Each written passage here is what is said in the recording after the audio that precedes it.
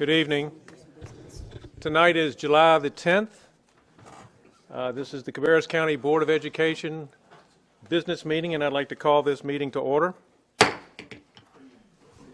begin with, I'd like to introduce Dr. Robert Clerk, who's going to lead us into the Pledge of Allegiance.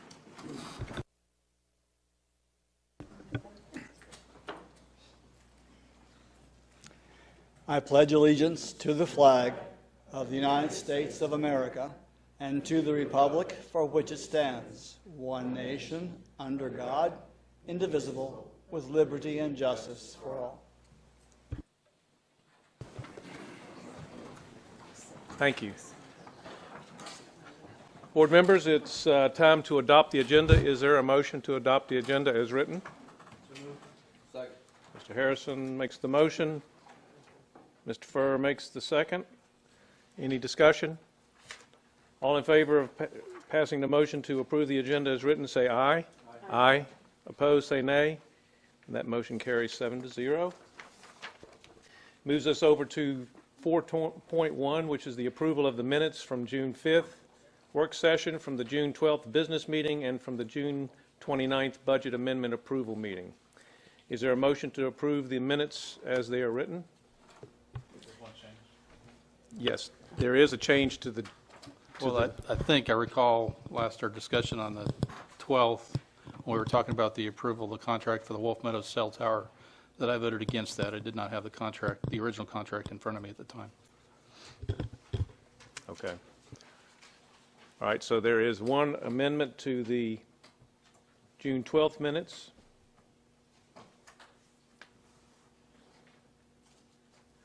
And Ms. Monroe worked out a couple items on June 5th. On those minutes dealing with 1740. And she changed it from October to August, which was what we had originally asked for. Any other changes to the minutes? I had previously sent Ms. Monroe two wording change. One was just using the word requested instead of recommended in the June 12th minutes. I'm sorry, that was in the June 5th minutes also. And on the legal contract, Barry, I think it was you that made that suggestion about 1,000 sheets, and it had my name on it. That's the only two minor changes. Okay. Not contextual. All right. Mr. Chair? Yes, sir. I was not at the meeting, obviously, the June 12 meeting, but in reviewing the meeting online, I think on page 10, the second to last heading where it says continue discussion of policy 1720, I think that probably should be 1740. Yes, that's correct.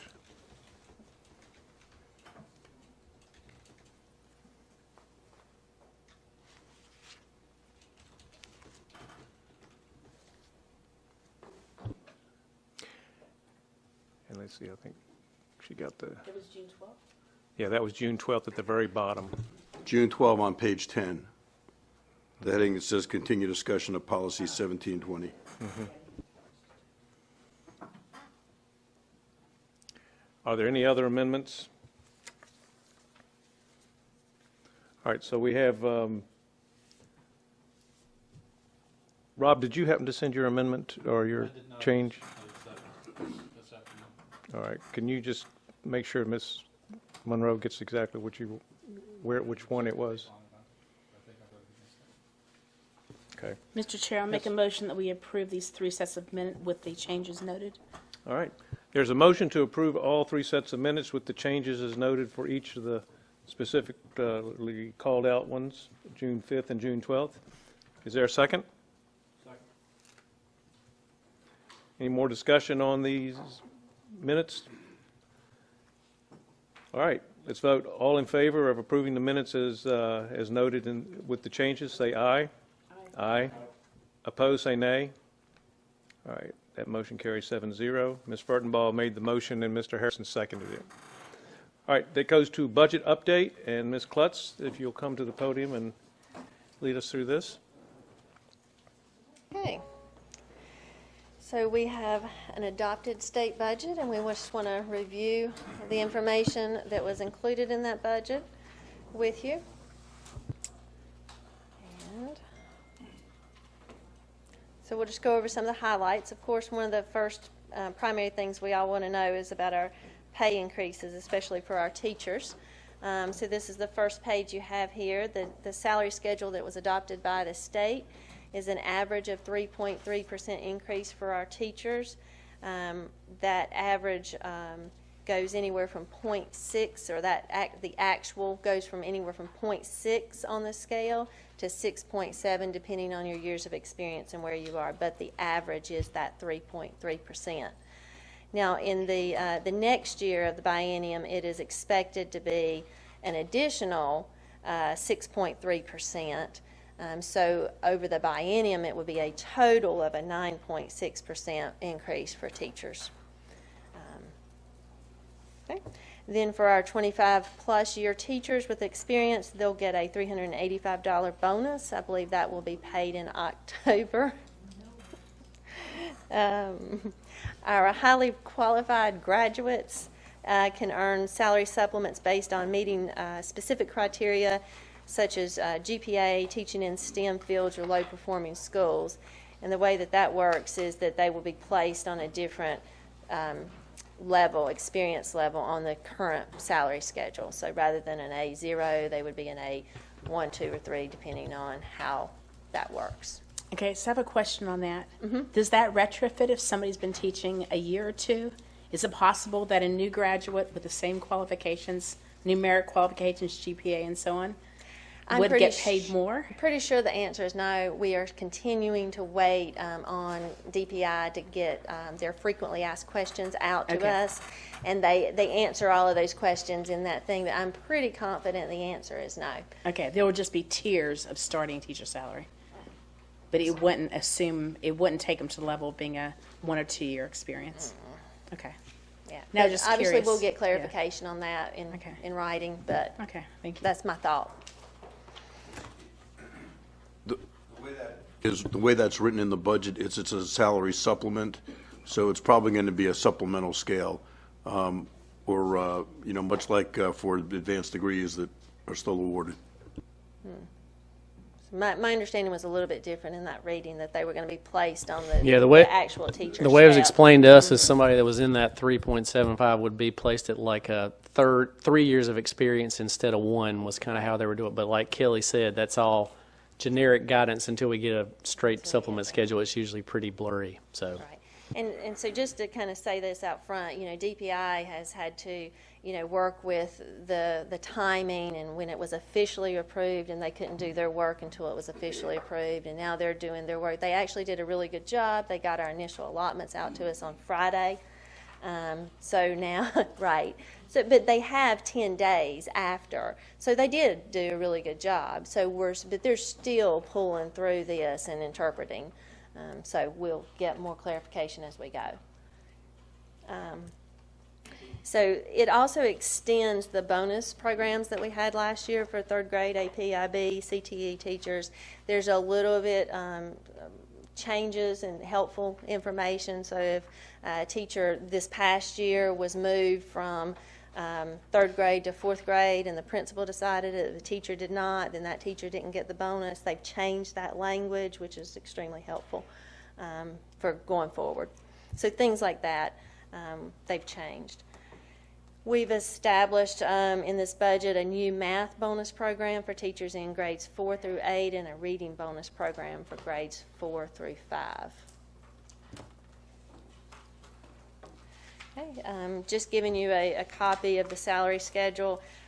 The first schedule on the left is the 16-17 A schedule, and then in the middle is the 17-18, and you can see the increase with the step and the percentage over to the right. I have one question. How does this affect how teachers will be paid locally on our local supplement? Okay. So we can kind of get the bigger picture so we can see how how So just for clarity, let's talk about it in two stages. So we have the teacher salary schedule that the state implements. And so the teacher, whether they're paid from local funds or state funds, are going to be paid on this schedule.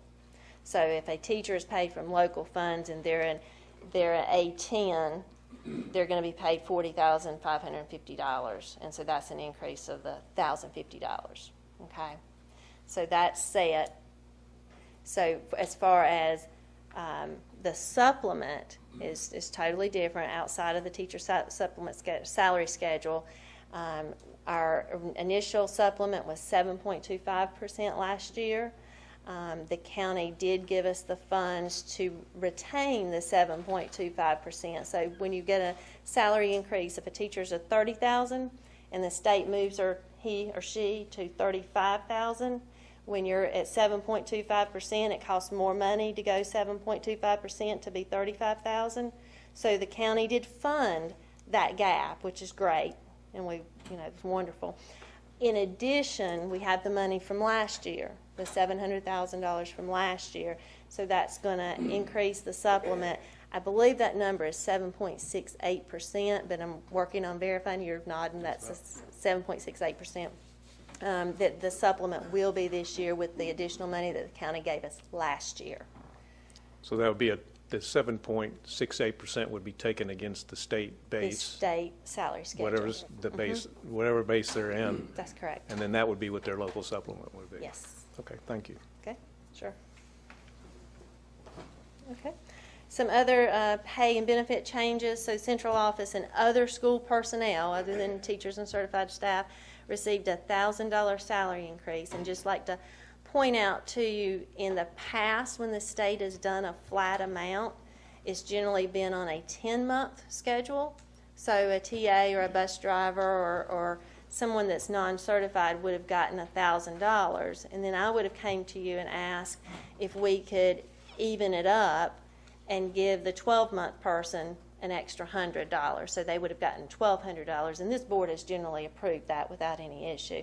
The state didn't give us that option this time. They said the $1,000 is for a 12-month employee. Therefore, now we have to prorate it down to $833.33 for a full-time 10-month employee. So you may hear employees believe or think that they're getting a $1,000 pay increase, but they're not. They're getting an $833.33 increase if they're a 10-month employee. If they're a part-time employee, they're going to get even less than that. We'll prorate it again. And that's just a little change that the state did this year. I was in that sheet I gave you.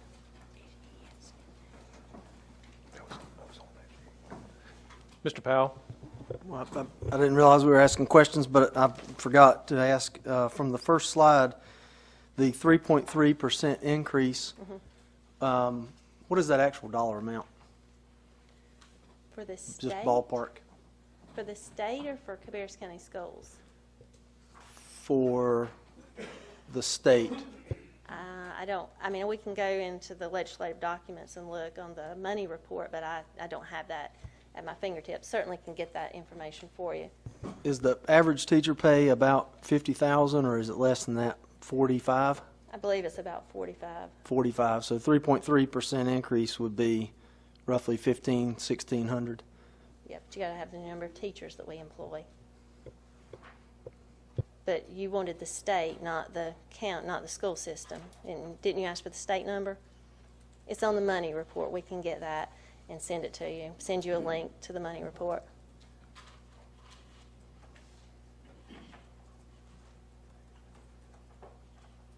Okay. Other questions? Okay. All right. So another change or salary change, there was $16.9 million for school bus drivers allocated. And those funds were directed at the salary study for bus drivers, retention and recruitment of school bus drivers, and then there's going to be a report on their findings by April the 1st, 2018. This is another point that I think we have to be very clear with our bus drivers, and we're going to be talking about the communication of that in cabinet. because this is in lieu of the $1,000. It is not in addition to the $1,000. So the bus drivers will not get this $833.33 plus this other amount. So we have to wait on the allocation from DPI. Then we have to determine an equitable basis to allocate those funds on. Then we even have to retro pay the bus drivers if there's any in the summer, and generally there's not, but there are some, especially with our Wolf Meadow and stuff. So then we'll have to retro pay that. And so it'll be important that we communicate that clearly to our drivers. So you don't anticipate having that for a little while longer, till maybe the end of the month? Or? They did not, DPI just sent us a very specific email regarding that pay raise, and that did not sound like it was going to be any time in the near immediate future. Okay. Could you just put that in a monthly, in one of the wrap-ups for us when you do get When it? we find out? Yeah. Yeah. Thank you.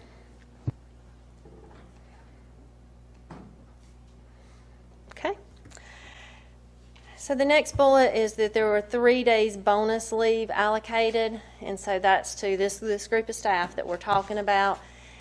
These bonus days do carry over from year to year, which is not always the case, but you may not ever be paid out for them. Like, so the bonus days in the olden days, when I first came, they would give you bonus days and you could hold them till you retired, and they could pay out like vacation leave. And so people that learned that, held on to them. They're a valuable asset. And so now the state knows that that's a valuable asset. So we can't do that any longer.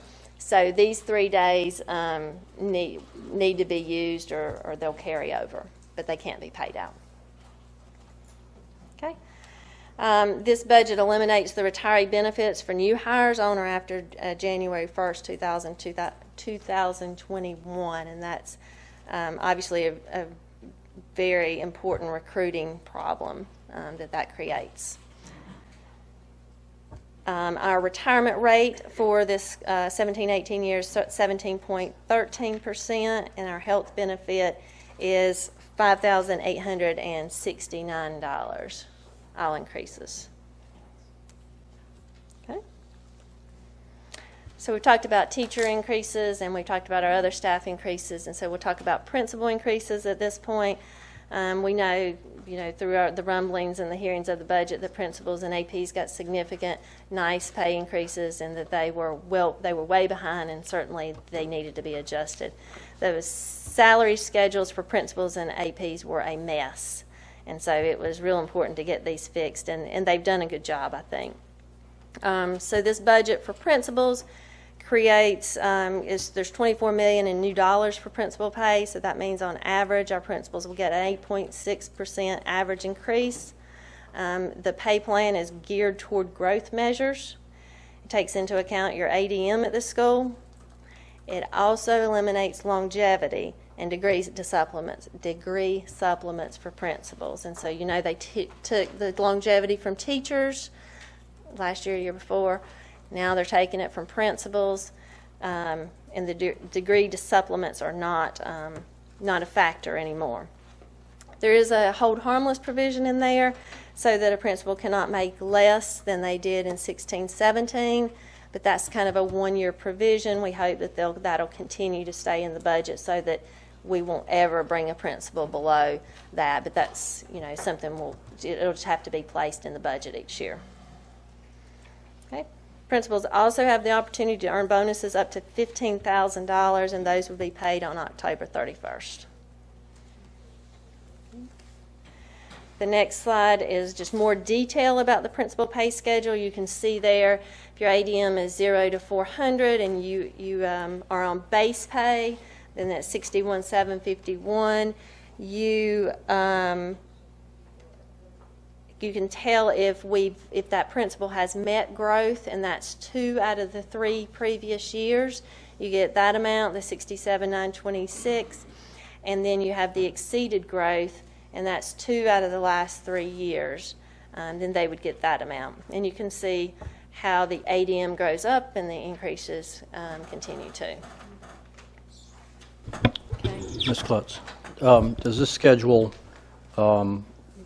apply for a school with 400 students whether it's an elementary or a middle or a high school? That's a good question. They don't yes. seem to make any does not make any differentiation difference. between the tiers of the schools. They're just going strictly by head count and ADM. That's correct. Head count and growth. But it stands to reason that a principal's job at the high school level is different than a principal's job at the elementary level Yeah, and the way that we when they have the address- same number of ADM. We address that with the local supplement. So Okay. the local supplement for an elementary principal is different than the local supplement for the high school because of all the athletics and the night duties and all the other things that, and so when we adopted that schedule, those things were considered. Okay, so we are, So our principals are compensated differently for those types of things. okay, good, thank you. So if we move a principal, they go down back to the base? Is that what it says?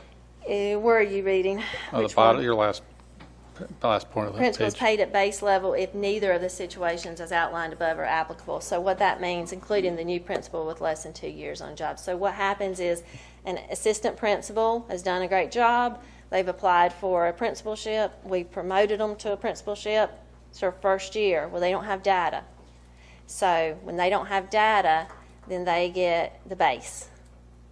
But if we move a principal, they're not affected, they don't go back down to the base? It's based on their history. The person So from, if, but if you move them in the middle of the year, how does that affect? it's going to be the majority of the years and majority of the time in which they spent in the school is going to track back to that principal. I just want to make sure we're not disincentivizing someone to move.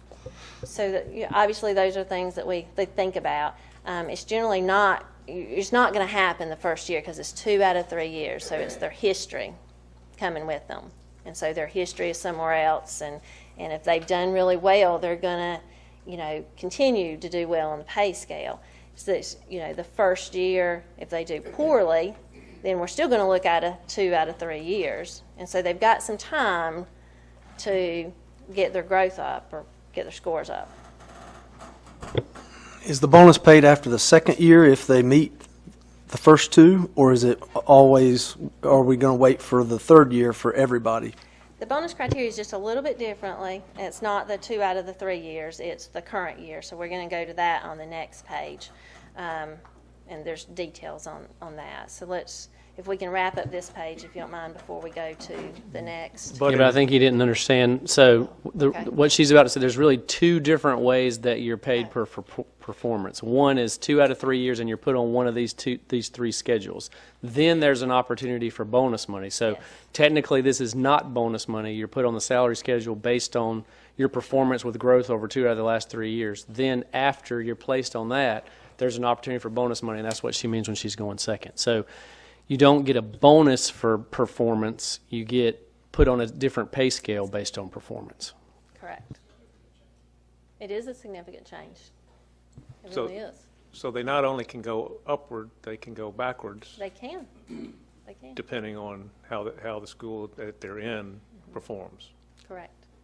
But it's 2 out of 3 years. Right. So So they have some warning. they have some opportunity.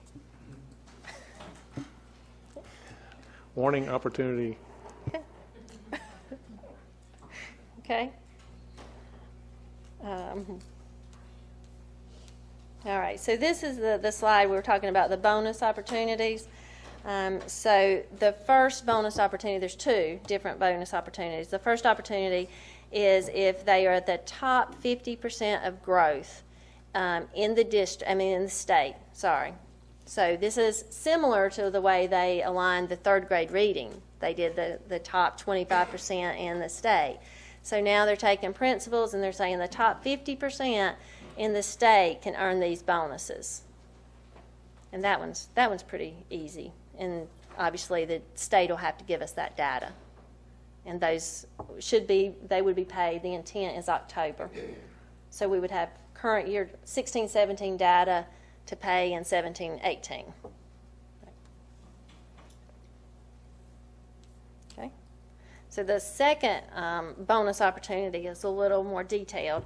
So the bonus is awarded to principals who supervise the same school as a principal for the majority, and that's your question, Rob, the majority of 15-16 and 16-17 school year that met, if the school met or expected growth or did not meet expected growth in 15-16, and the same school exceeded growth in 16-17. So sounds very complicated. But it's not. The bonus award is the greater of the following: $5,000 or $10,000 if the school in 15-16 received a D or F. And so we even have a flow chart that kind of says, was I D or F, and was I what year, and all of that. So it's not as complicated as it sounds here. I got the impression recently that the D and F grading was being modified, or is it staying consistent? I mean, for the purposes of this, is it the same definition of DNF as it was in previous years, or am I mistaken? Yes, but they passed in this one that beginning in, I think, 2019, then it goes to a 10-point scale for DNF, which means more schools will be Ds and Fs. But that doesn't begin for 2 more years. So for this purpose, it's right. But unless they change it, it does begin with a 10-point grading scale. And ironically, not to confuse even more, but all of the way you're awarded for performance is on growth, but the D and F grading scale is 80% proficiency and 20% growth, which is Bone of contention. Yeah, strange. But didn't the new grading scale in 2019-20, is that the one? That's when it begins. Yeah. Isn't that 50-50? No, so it stayed at 85-15? 80-20. 80-20, you mean? Stayed at 80-20 and made it harder. It's a 10-point scale instead of a 50. Yeah, just shrunk the range. Yeah. Actually, on that 10, excuse me, on that 10-point scale, if you were to look in your statute book right now, you'd see it's a 10-point scale. And what they've done, what they were doing year to year to year was saying, we're going to go to a 15-point scale for this year, and then they extended it for another year, and they extended it for another year. Last year, they said, we're going to extend it for 3 years because it was a bone of contention annually in the General Assembly. So last year, they extended it for 3 years. This year, they confirmed that 2 years from now, we plan to go to the 10-point scale. So remains to be seen what actually happens 2 years from now. But they basically said we're not going to argue about it for another 3 years last year, and this year they said we're not going to argue about it for another 2 years. Okay. All right. So then we'll move on to assistant principal pay. And this schedule was simplified, and I think it's great. So they took the schedule, the teacher schedule, the A schedule, and they added 17% to it, and got the $11 million in new funding, and that would be an average of 13.4% increase for our assistant principals. So the years of experience is based on their teacher, principal, teacher, AP, combination, both. Their education years is what that is based on. It retains the degree supplements, where, remember, the principals do not, but the APs do. And so my thought is that they're just keeping it in line with the teacher, and the teacher retains theirs. So that's my thought behind it. Excuse me, Kelly. Mm-hmm. Teachers don't get that anymore, though. They So, do. degree supplements? They do. Yeah, teachers do. Yeah. Not for the last couple of years. You mean like masters? It's in their specific content area, right? And that they get it if they're in their content area. If they're What not do you in mean their content area? they're direct. Certain. Glenda's not here. Isn't it still in there for, if you have a 6-year degree, you get a supplement, and if you have a doctorate, you get a supplement as a teacher. Same thing applies for assistant principal. Yes. But the more pay for a master's degree is what she's talking about, and that's what's different, right? Yeah, but it's, so if your content area is mathematics and you have a master's in mathematics, then you get the supplement. If your content is mathematics, but you have a master's in school administration, you do not. Right. So it has to be in your content area, your master's.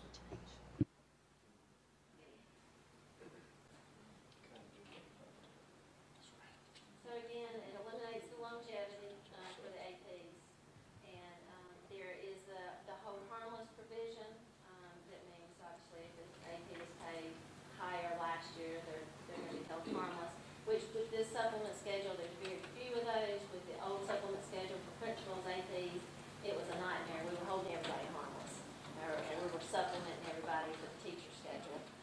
So it was, okay. And so next year, the following budget year, the intent of the legislator is to do the A plus 19%. So this year is A plus 17%. They intend to do a 2% more increase, and so that certainly would be great. Okay. Okay. All right. So outside of the salary increases and changes, there was a cut to the central office budget. That's a $7 million statewide budget, $11 million the following year, so 7.4% this year, 11.6% is anticipated next year. The reduction for us is about $77,000. Yes, for this year. And there'll be more for next year. How do we plan to take what are care. we going to do to where are we going to get that cut from? Where are we going to get that money from to make up that deficit, or what are our plans to, where are we getting it from? Sure. Or So how that's are we going to make up Our last that? bullet on the slide there, the last bullet says vacant positions. We will take advantage of any employee attrition to help offset our losses in funding by carefully evaluating the impact of not filling positions as they become vacant. So when we get a vacant position, we're going to look at it and decide whether it has to be filled or not. Obviously, if you got a teacher and you got a class size issue, we're going to fill that position. If you have, a clerical support or something, and we can absorb it with rearranging duties, then we may be able to do that. But we're going to be looking at every vacant position that comes open, and we're going to absorb these cuts in that. Will we be able to, because we're looking at, you add that, we're getting close to you taking the 400 to the 300, let's see, the loss, that's close to $500,000, then the 77, you think we'll be able to make that up? So what we're looking at this year is we're looking at anywhere from $277,000 to $377,000. So that's the level of cut or makeup that I've got to deal with. And so with the amount of attrition and turnover that we have in our district, we have 4,000 employees. I feel confident that we'll be able to take care of that. Now, is it always comfortable losing a position? No, it's never comfortable, but it's something that we have to do. Then the following year, we're going to have the same kind of issue. We're going to have a central office cut, and then we're going to have an additional, $300,000 to $400,000 because of the loss of flexibility. And so we're going to need to have a strategy in place for that too. I assume it would be similar. We haven't talked about it. We're a year out, but that's the current plan. Kelly, haven't we been down this road before? And this is the way you handled it correctly? Yes, we have. Okay. So then we kind of skipped over that middle section, so I'm going to go back to it just for a minute because it's really important.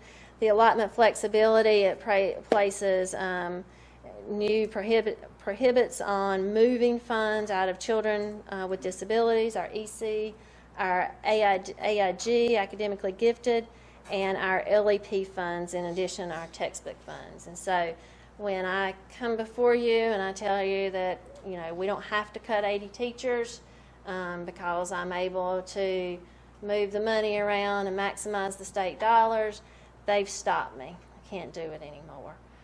So it's very unfortunate. It's very painful, and it just ties our hands. So say that for me again, please. The state Very has stopped you from maximizing state dollars. Yes, correct.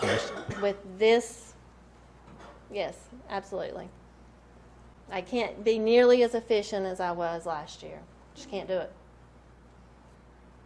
So that's important. That's going to cost this district nearly $750,000 by the time we're done. Okay. All righty. Can I just say there too, I think when board members sometimes ask where we can ask for lobbying our legislators or whatever, I think we would consider this the worst part of the budget that we got this year is the loss of flexibility. So the message anytime that we can say that is that we don't want them to make that decision in Raleigh. We want them to give us decision. And anytime they take away the flexibility, it has a negative financial impact that Kelly just outlined. So sometimes you guys say, what is it that we should say to legislators, or what's the number one thing? If there's anything that we want you to have as our first charge, we certainly did that with our legislators before they passed this budget to let them know we were against that. But in our mind, certainly in Kelly's mind as the chief financial officer, that is the most detrimental thing to the school district, is the loss of being able to use the funds the way we want and have to use them the way that Raleigh says. So again, I know sometimes you guys ask for that. That's our stance. So just a continuation again on budget and flexibility cuts. The Cooperative Innovative High Schools, so that's our PLC, early college. And so we have the 2 early colleges, and so we had a grant, a state grant for the first early college. And so this cuts that grant from $310,000 to $200,000 this year and $180,000 the next year. So there's the loss there, but believe it or not, there is a bright side with this one. So they originally did not fund the second early college grant. And so we were absorbing that and taking care of all of those expenses related. They now have funded the second early college, so now we'll be at $200,000 each, so $400,000 for this year. We're used to getting about $310,000, so a net increase of $90,000. So this one didn't hurt us too bad. Next year it'll decrease $40,000. It's a $20,000 one-time thing. So we'll still be up $50,000 at the end of the day. So we got lucky on that one. Textbook funding, I call this to your attention because the budget kind of touts $11.3 million in non-recurring funding for textbooks and digital materials. Well, this was the same funding that was in last year. So it was non-recurring last year, and rather than they cut it and take it away from us, they put the same non-recurring in. And I just don't want you to think it's new money, because it's not. It's the same money we had last year. Okay. Are there any parameters on whether that can be used for textbooks or digital materials? So this is for specifically textbooks and digital materials. There is a lot of discussion on what the definition of textbooks and digital materials are. And so DPI is working to try to get clarification and send that out. But the obvious things, the software, the standard textbooks, those kind of things. The things that are in question right now are, can I buy a computer from the textbook allotment? Because I'm going to use that. And so there seems to be some leverage for that. I don't know what will happen, but we have enough expense that we don't need to buy computers or anything else out of it. We are buying digital resources and textbooks, and it exceeds our allotment. So that's not a problem that we have. The only reason I ask is the feedback that I've gotten for the entire time I've been on the board is that textbooks are not,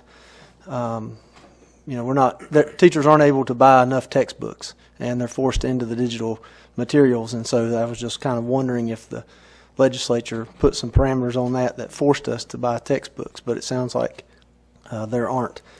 No, they actually opened it up even larger for the more of the digital resource ability is what they did. I think that flexibility we got to be careful with, because that creates an attitude out among teachers and parents that probably gets back to the legislatures that says, we don't have textbooks, and they say, well, we funded it.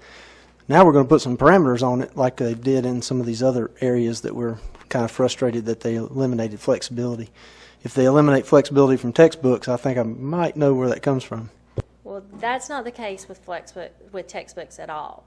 So the textbook money that we get, we spend more money on what they define as textbooks and under their requirements. So there's absolutely, according to the legislators, there's nothing that they can say that we're using flexibility on with textbooks. We are purchasing these type of items that they approve. So that one doesn't worry me. When the feedback comes from teachers that we're spending it on digital resources instead of textbooks, that's probably where the legislature might act, but just my thoughts. But they agree with that. The legislator agrees with the digital resources. Currently, I'm Right. just saying that if we go too far one way, then the feedback may change Possibly. to them. True. That's It my always point. Sorry. changes like the wind sometimes.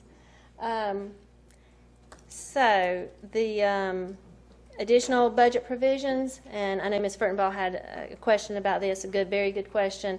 The EC cap was changed from 12.5 to 12.75, so to help LEAs that had a higher. We have worked diligently over the years to reduce hours by identifying in the MTSS, and Barbara Slingerland sent a nice response email on how they're doing that. And so we are under the cap, which is absolutely great. That's the goal. So this would have helped us 4 or 5 years ago, but not so much now. But we're glad we're under the cap. And there was a clarification on the class size flexibility for current pilot programs and dual language immersion programs, and that was a real concern of ours. So that really helps us out. Okay. All right, we're going to skip down to local budget highlights at this point. Didn't include a lot of detail because nothing really changed from the time that you adopted your budget, your proposed budget, till the time that it's funded. You can see there a request. I'll just kind of highlight the first line item. The operating expense was $46 million in 16-17. We asked for 2.1 in continuation. We asked for 5.2 in expansion and the total that was funded was the 2.1, which is the continuation amount. So that allows us to keep those supplements the same. It allows us to match the teacher pay raises. It allows us to continue to do business. The next one, the technology, again, the continuation items, buildings and grounds, the continuation items for a total of $2.5 million.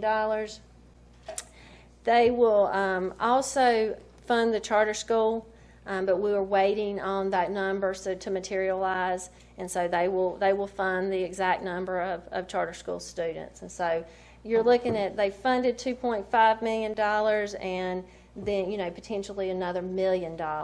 So we're looking at, right at $3 million coming from the county on that. Okay. The capital outlay, our non-facilities maintenance items, those were the things like the buses and the security cameras and those type things, furniture. Our request was $1.5 million. We received $1,020,000. And what that gets us, because the county, if you recall, prior to their year ending, they allocated us it was $3 million or so for buses, mobiles, bus lift, wrecker, all of those things. And so once you get those items out of the list, this $1,020,000 is going to fund the security camera phase 3, some furniture, some instruments, school instruments, and 2 activity buses is what that'll fund us. Okay. And then you can see the capital projects, the $224 million on the 5-year plan and the $43 million identified as current immediate needs. There was no funding for that. Okay. Questions? Other questions? Board members, do any of you have any other questions from Ms. Klutz? Ms. Klutz, can you give me a history lesson? You have so many years of experience in this stuff. How's the state treating Cabarrus County now, historically speaking, in fair terms, but compared to previous years when times were especially hard or whatever? But what are things looking like right now? I'm just trying to ask for open-ended kind of interpretation of what the current fiscal outlook feels and seems like right now? I'm going to try to stay fiscal and stay away from political. Yes, ma'am. So Of course. fiscally, the state put a lot of money in salaries, and we should be grateful. You know, teachers, principals, assistant principals, you know, our lower paid non-certified staff, you know, at $833 is even a significant raise. That's a 48 cent on the hour raise for those folks. So the money went into the raises this year, and we are thankful for that. The flexibility, again, is just huge, and I'm not sure that they understand that. We've tried to communicate that. Not sure who we're not reaching, but that is just it's detrimental to a system. And so if you want to do good things and put more dollars into the school and direct, and then that tool was taken away from you, that is just it's really difficult. So that and that's been happening progressively, and you can see obviously it's going to happen over the next 2 years. But yes, that's what I'll say. Okay. When we had our legislative luncheon with Kannapolis and with our legislators, it was really balled up that one of the things that we need to do is really build a better rapport with our legislators and with the school boards, because there's a big trust issue, and that is why we really feel that we have maybe lost that flexibility, that the legislators don't trust us and the school boards don't trust. It's just not there, and until that trust is really built back up, we don't know if we'll get it back. You're right. And that everybody needs to go start knocking doors again and build that confidence back. We know what we're doing, and we know what that we can manage the money. We know what we need, what needs to be done, but we've got to build that confidence back. And it was suggested to maybe make some trips to Raleigh and build that confidence back. So I think we need to make those trips up there to let them know that and to build that confidence back. But like I say, it's just a trust issue, because I know I made a couple trips myself on some other issues, trying to maybe get some bills passed and tapping a few doors, and I heard some things while I was up there and them saying, oh, we sent that money to them and they spent it on something else, and this type of thing. And and this was not from our legislators, but from some other counties. Right. And so, and some of them being what we would say old timers. And when I'm referring to that, I'm talking about some legislators that had been there for quite a while, and they were bending the ears of some of the newer legislators. Mm-hmm. And being a newcomer on the the legislative scene, those newcomers, they think that the ones that's been there, they really know what they're talking about it, and so they kind of look for, like the deers in the headlights, that they say, oh, well, they know what they're talking about. So we really need to bridge that gap, long story short. And so let's go tap those doors, because until we do, I think we'll keep seeing the same thing happening over and over. Thank you. Mr. Walter? So how do we communicate all this to our teachers? When is that done? To our teachers? Yeah, is that already done, or is that done at the beginning of the school year, or how's that? So we've communicated the same basic presentation to our principals, and we would expect our principals to relay that information to our teachers. And obviously, they're not back yet. Right, I was thinking more, is it going to be on the HR website, or is it, is it up to the teacher to go to the state to figure all this stuff out, or is it? So we would expect our principals to share this information when the new teacher, kind of when they come back to school. We would expect them to have that as a part of their information. The salary schedules are on our website, HR's website, they're on DPI's website. You know, I've already gotten lots But of you've already questions. shared this with the principals and the assistant principals, is that? yeah. Okay.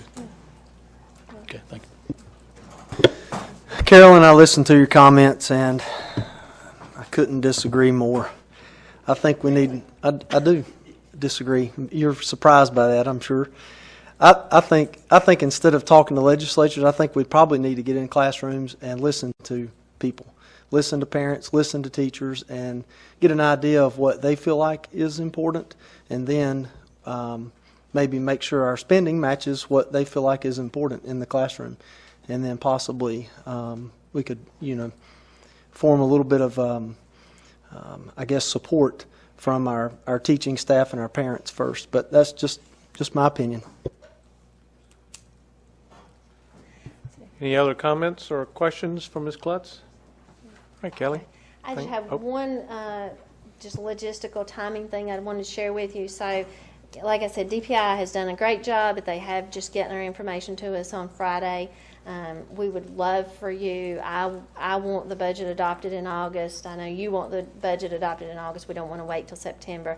That's just going to push us a little tight on pulling that information together and getting it in a presentable manner for you. But I will commit to having it to you. Your board meeting is on the 7th, and at the very latest, I'll get it to you on August the 3rd. So you'll have Thursday, Friday, Saturday, Sunday to review it. And I'm sorry that it's pushing it that close, but this is just, I don't want to wait till September. I just prefer not to do that. So we'll have the work session to go through this, and then we'll have our business meeting Correct. on the 13th, right? You said the 14th. 14th, yes, okay. Yes, and don't forget, the document that you adopt is the budget resolution. It's that That's correct. standard document. It's a budget resolution. Okay. Okay, thank you. All right, it's now time for the board chair comments, and we have several folks that I would like to welcome aboard. To begin with, we have Ms. Paige Norris, our Teacher of the Year. Welcome aboard, Paige, and if you want to say something to the board, or I'll give you an open forum to have a few comments. I'm just happy to join you and looking forward to learning a lot this year. Thank you. Thank you for all that you do for our students, especially over at Rocky River. Our second new person is Andrew Cornelius with Hartzell and Williams. Andrew is representing us, his firm is representing us, and Andrew, you want to come and just say a couple words to the board? I appreciate it. Thank you, Mr. Chairman, Dr. Mahar, and board members. There you go. Thank you. I just wanted to say on behalf of Hartzell and Williams, we appreciate the opportunity to serve the legal needs of Cabarrus County Schools and the board in the construction and real estate arenas, and we look forward to working with you in the future. Thank you all. Thank you, Andrew.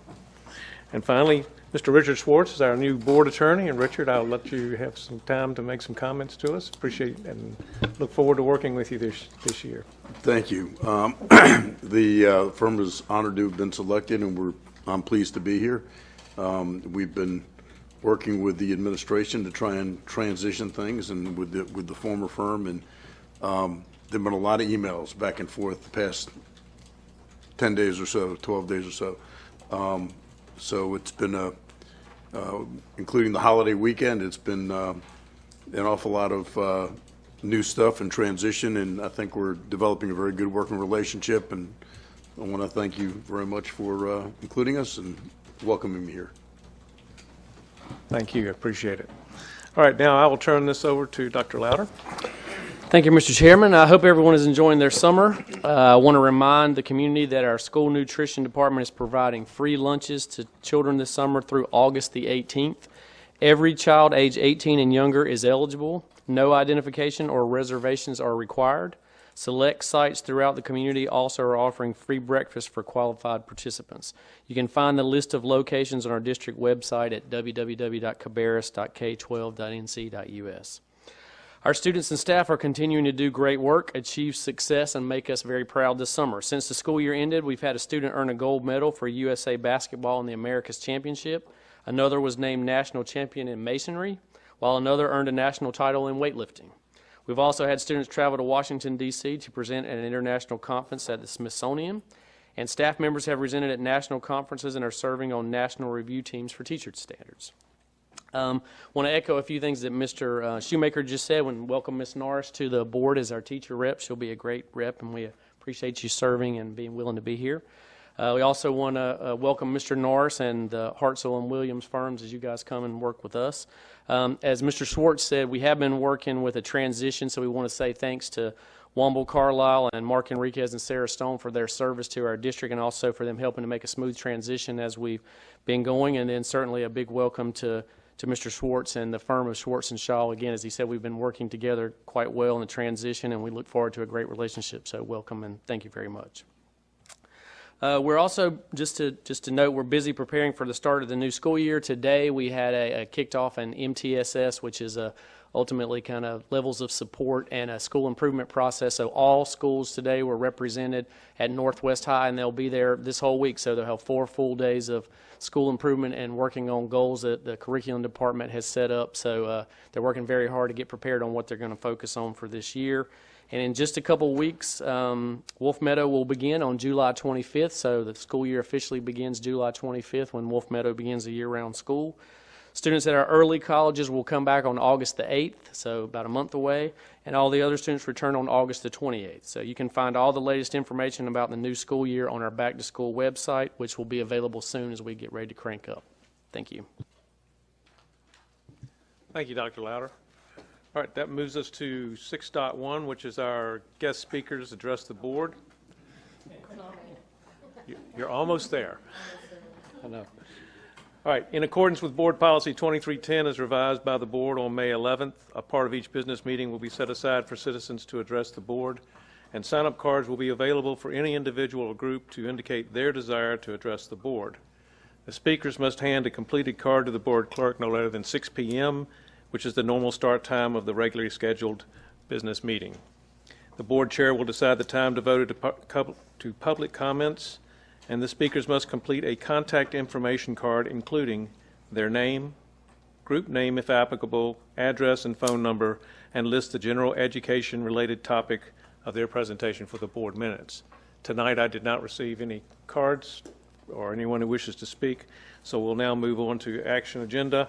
And the first one is the approval of the first read policies, and Ms. Reimer is coming up with Ms. Burns. And I'll turn it over to you folks. Our policy's up for approval on first read tonight. Policy 3410, Testing and Assessment Program. This is a PLS required and strongly recommended change. In Section B, clarifies the standard for exempting students from CTE post-assessments, and subset C4 adds to the list of permissible exceptions to the testing window to be consistent, updates the state board policy sites and legal references, and adds the DPI testing handbook. Policy Committee recommends approval as written. Policy 3640 and 5130, student voter registration and pre-registration. This is a PLS required and strongly recommended change. Modifies the policy title and modifies the policy to add pre-registration provisions that are consistent with the law. Policy Committee recommends its approval. Policy 4250, 5075, 7316, North Carolina Address Confidentiality Program. This is a PLS strongly recommended change. For clarity, adds explicit notice requirements for individuals participating in the North Carolina Address Confidentiality Program. Policy 4700, Student Records. This is a strongly recommended PLS change. Adds information to Section D based on existing law pertaining to records of students participating in the North Carolina Address Confidentiality Program. Revises information in subsection H2 to articulate more clearly the limitations on releases of students' records without parental consent, and revises subsection H3. Policy 5008 is a new policy. It's automated phone and text messaging. This is an optional new policy. This is a new policy developed for boards that use automated telephone dialing equipment to make pre-record calls and texts, commonly referred to as robocalls. Policy 6320 is use of student transportation services. This is a PLS recommended and required change. Clarifies the appropriate use of school buses and activity buses in sections A and B. Updates terminology in section C. Updates state board policy. Cites in the legal references and adds hyperlinks to the legal references. And then policy 6450 is purchase of service This is a PLS recommended change and adds a provision to clarify that this policy does not apply to certain professional service contracts, which are instead subject to Board Policy 9110. All policies are recommended by Policy Committee as written. All right, board members, are there any comments on any of these policies? Mr. Walter? In 6320, I know Art is here. But does this talk about at all where we're using the vans as for transportation? Is that covered in here? Because I don't think we've updated our policy since we began using the vans. I believe it either going to address that or DPI allows us to address that. DPI allowed us to use the vans, they gave us the vans, so we can make that if that change needs to happen. That was my question is, we're talking about updating this policy. Do we need to update the policy to include the I use think of the also vans if you for our look in system? there too, that you could find an area in there that we could add the use of the vans in there. Okay. Can we do that? Is that something, or does it have to go back to policy, or how's that?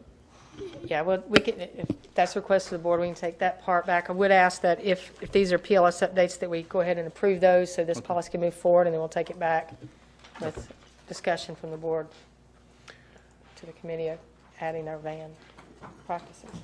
You got that? Now, are we gonna vote on these? Yes, we'll be voting on these because we don't have a work session. We'll pull out 4,700 because, because you know me, Well, 47. you can, if someone wants to make a motion to accept it, you will probably vote against 4,700, is that Well, what you're saying? just pull out 47 and I can vote for the rest. Oh, okay, I see what you're Because saying. I'm just saying, All pull right. out 4,700. Rob, do you have some other comments? I had another comment on Okay.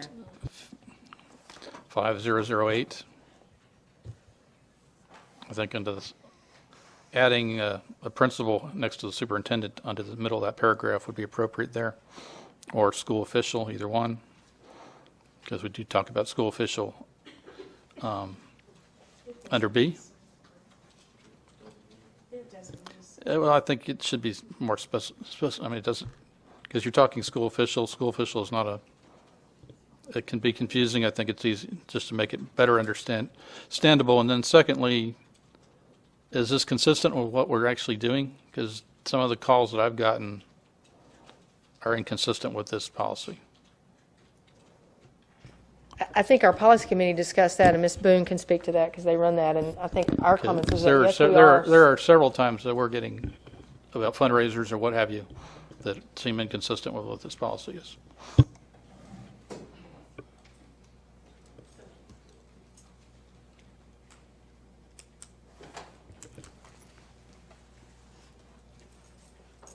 The fundraiser calls are probably coming straight from the school, not probably, they are coming straight from the schools. The district level messages that we send out from our office are not about fundraisers That's or correct. things like that. That's correct. You want to tell them about the opt-out part on the call? Go ahead. The system that we use, the Blackboard Connect system, also allows the receiver to opt out of the phone calls actually when the message ends. They don't have to call the school or call our office. They can opt out of the call before they actually hang up the phone, if that's something that they're not wanting to receive. So I have a question on the separation of what I'm getting from you, Ronnie, is district messages versus school messages. Shouldn't they all be governed by the same policy? Absolutely. However, I know that our schools use their systems on a more regular basis than we do because it's a quick and easy way for them to communicate directly with their parents. But they should be following, the same types of policy. Because I've heard the same kind of complaint about the fundraisers, and they want to get the messages that are important. As far as something about curriculum night, maybe even a PTO meeting, but they don't want these constant reminders about turning in money. So,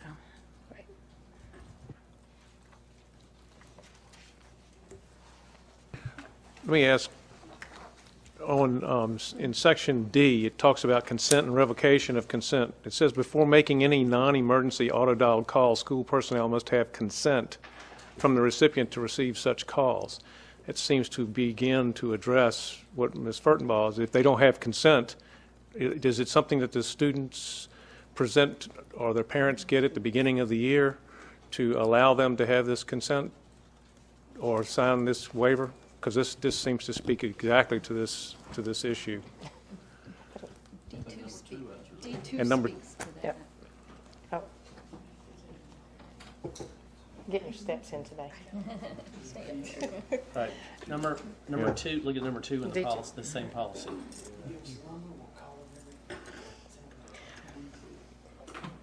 Hey, I endured it for 16 years, so they can endure it too. They didn't have telephones when you had kids in school.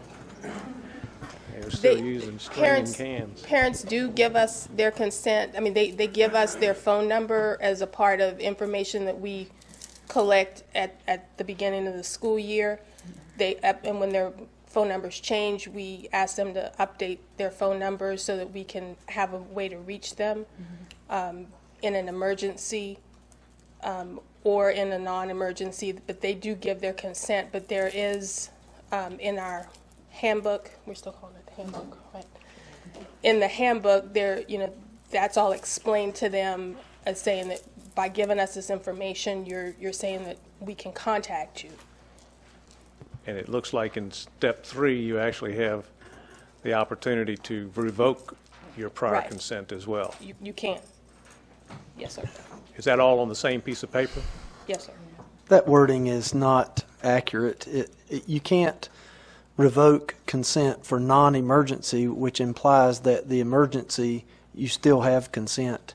I don't like how that is separated but not inclusive, I guess you could say.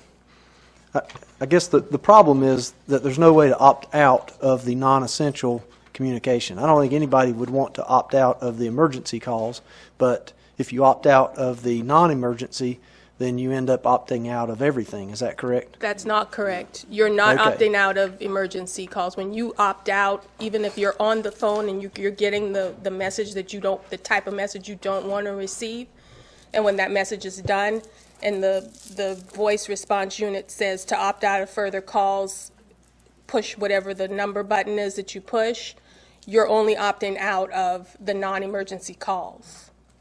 You're not opting out of emergency calls. You're not wiping your number out of the system.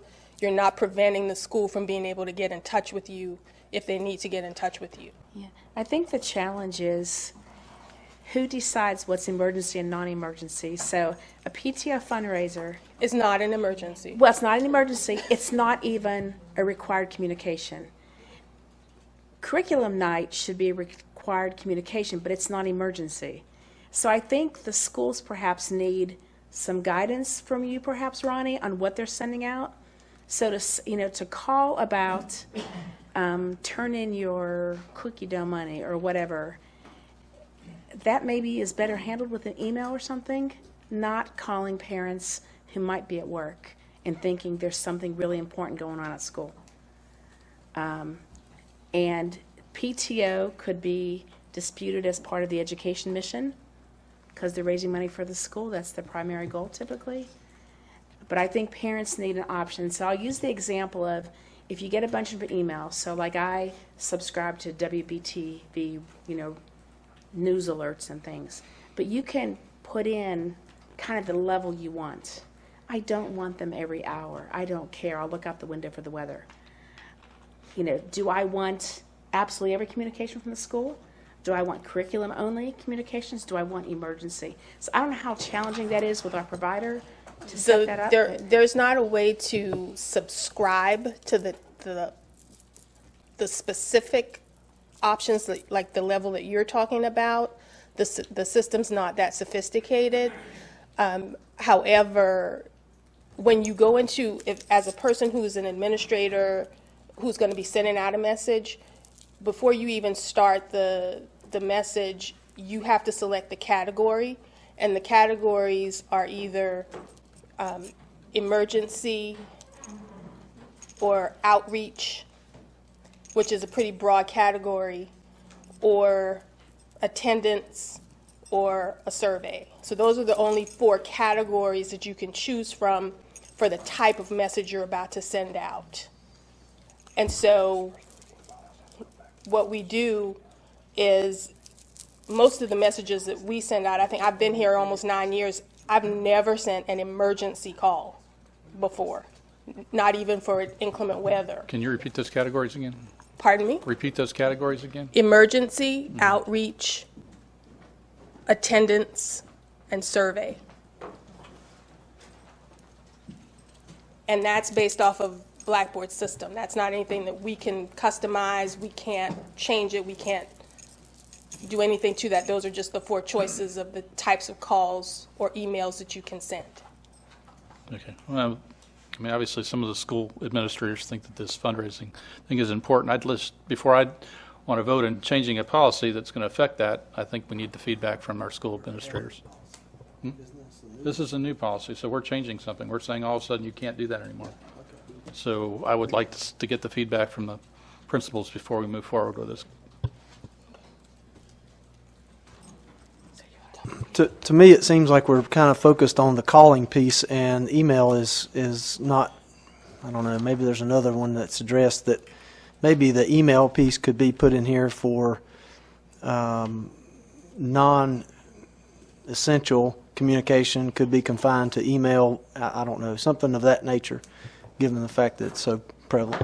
A lot of these kids don't have email, computers, so. And you said the system also sends text messages. Is that why it says text messaging? The system is equipped to send text messages. However, that is not a feature that we have used historically because we did not want to have anyone incur any kind of cost from their phone providers for receiving a message from us. Again, do we really want to keep that in the policy if that's not something that we practice? So if we could review it further and get some more feedback.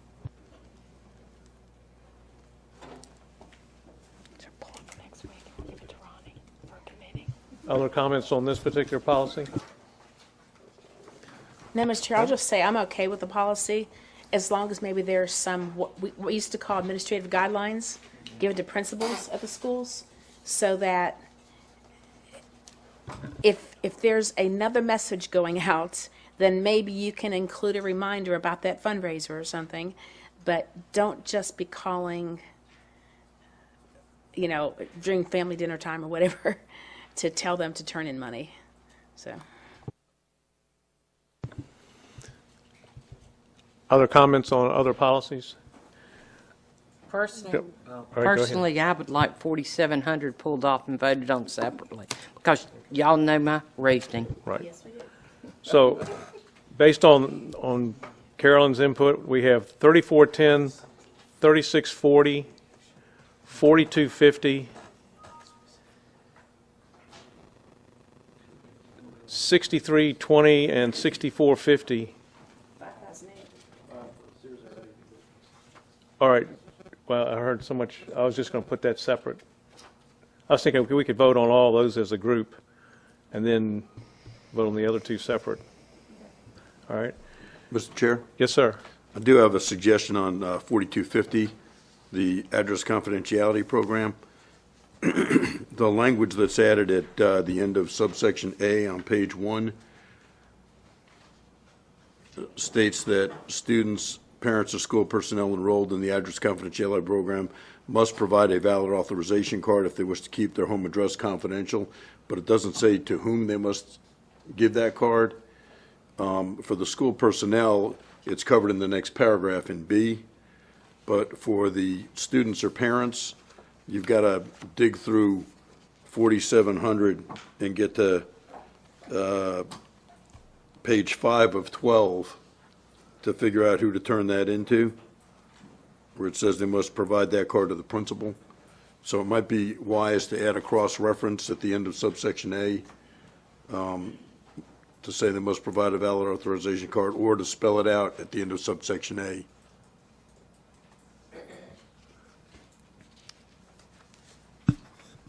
Thank you. Ms. Burns? Yeah. What do you think? Section, I apologize. In section C, there was supposed to be an insert where it says, we'll keep the actual address confidential from public, provided the student or parent has provided a valid authorization card to the principal. So that is actually supposed to be added in there. All right, do you want to, okay. Do you think it's appropriate to add it there, or to add it in? Okay, so we just neglected to add it into that section. Mr. Schwartz, do you think that that's clear enough, or do you think we should still add it in A? Well, in A, I would add, must provide a valid authorization card, parentheses, as set forth in sections B or C below, something like that. Okay.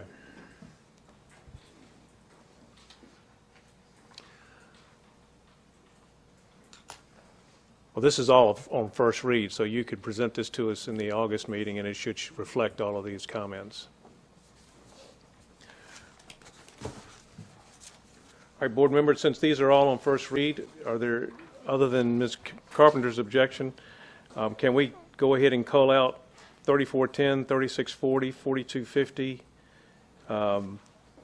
5008, 6320, and 6450 to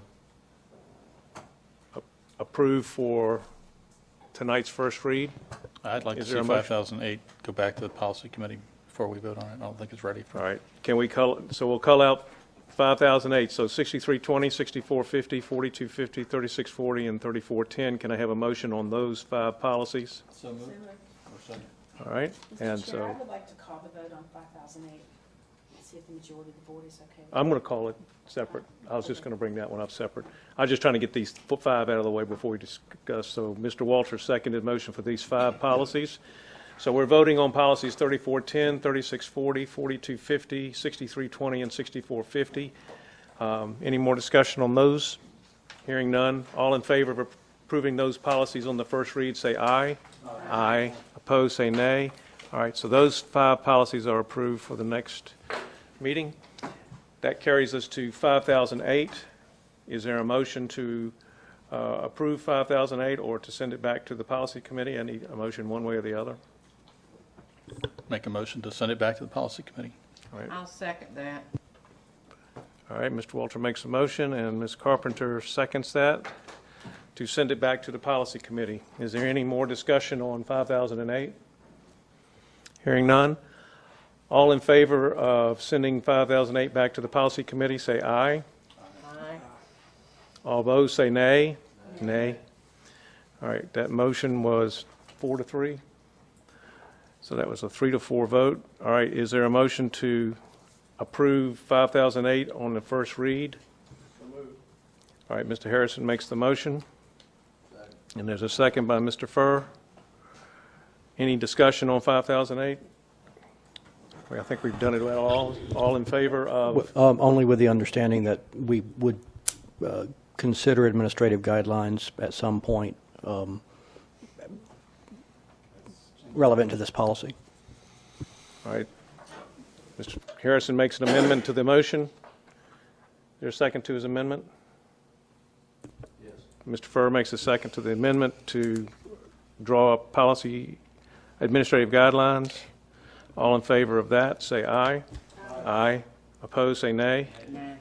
All right, 4-3 on that. So the motion now is amended to 5008 being approved for first read with the amendment that the administrative procedures will be drawn up for it. All in favor of this motion, say aye. Aye. Opposed, say nay.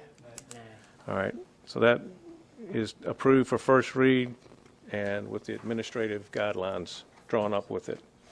All right, that brings us to 4700 student records. And Ms. Carpenter has, do you have something that you want to say specifically about that one? Because we called that one out. Basically, no. My major concern with student records, and as people know where I stand on that, basically it's the content that are in student records. I feel that there is too much information in student records, and this is why I'm opposed to 4700, and that's why I cannot approve 4700. So I make a motion that we do not approve 4700.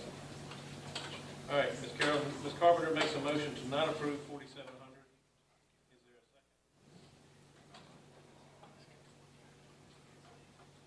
Okay, there's no second. So is there a motion to approve 700 on the first read? So moved.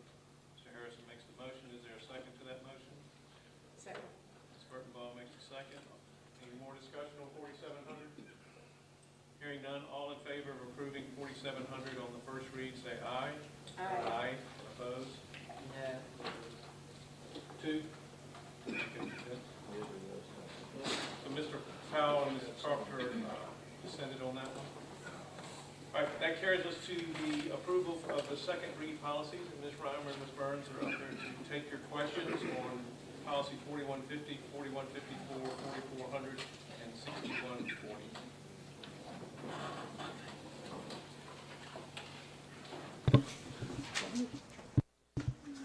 Does anybody have any comments on any of these policies on the second read? Was that issue a typo, or is that? It was, so if you read the policy, Mr. Walters had a question on 4150, page 2 of 10. Nope, sorry, wrong one. Page 4 of 10, wrong one. Under D1, it should say, instead of section E below, it should say section D2. And all the rest of that should be marked out. So instead of section E, it should say section D2. We'll make that change. You're correct. Okay. All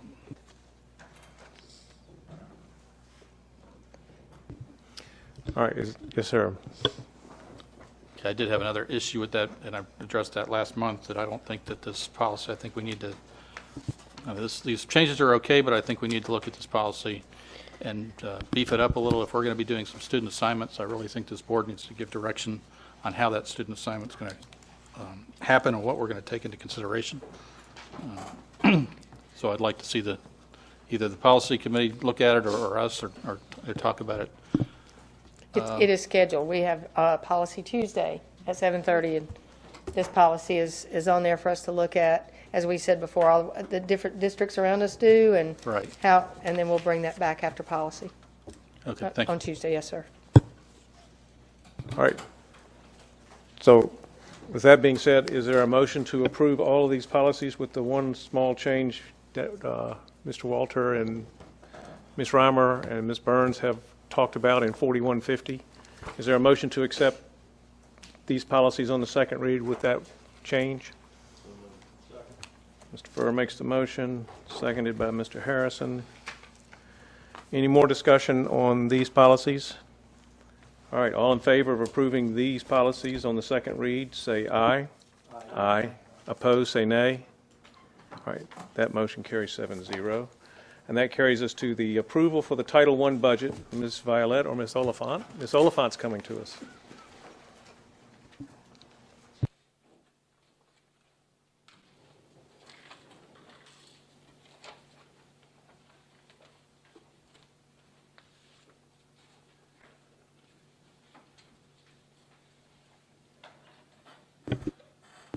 Good evening, Board Chair and Board members. We will begin with an overview of our Title I grant application for this coming school year. So one of the main features or requirements of Title I, as we all know, is to supplement, not supplant. And what that basically means is that schools are provided resources above and beyond what they receive from local and state funds. So that's one of the major requirements that we make sure we follow, that schools are getting additional funding instead above and beyond what the non-Title I schools are receiving. Title I funds may be used for children from preschool to high school age. Here, for our plan, we're choosing to serve preschool kids and elementary students because our focus is on early intervention.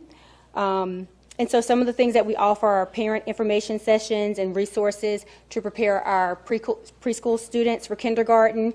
So we're sending home various reading materials and phonics materials to get them some foundational skills as they prepare for kindergarten, as well as camps and kindergarten registration, activities, socials, ice cream socials, and things like that, of that nature, to help prepare our students and get them excited about starting school.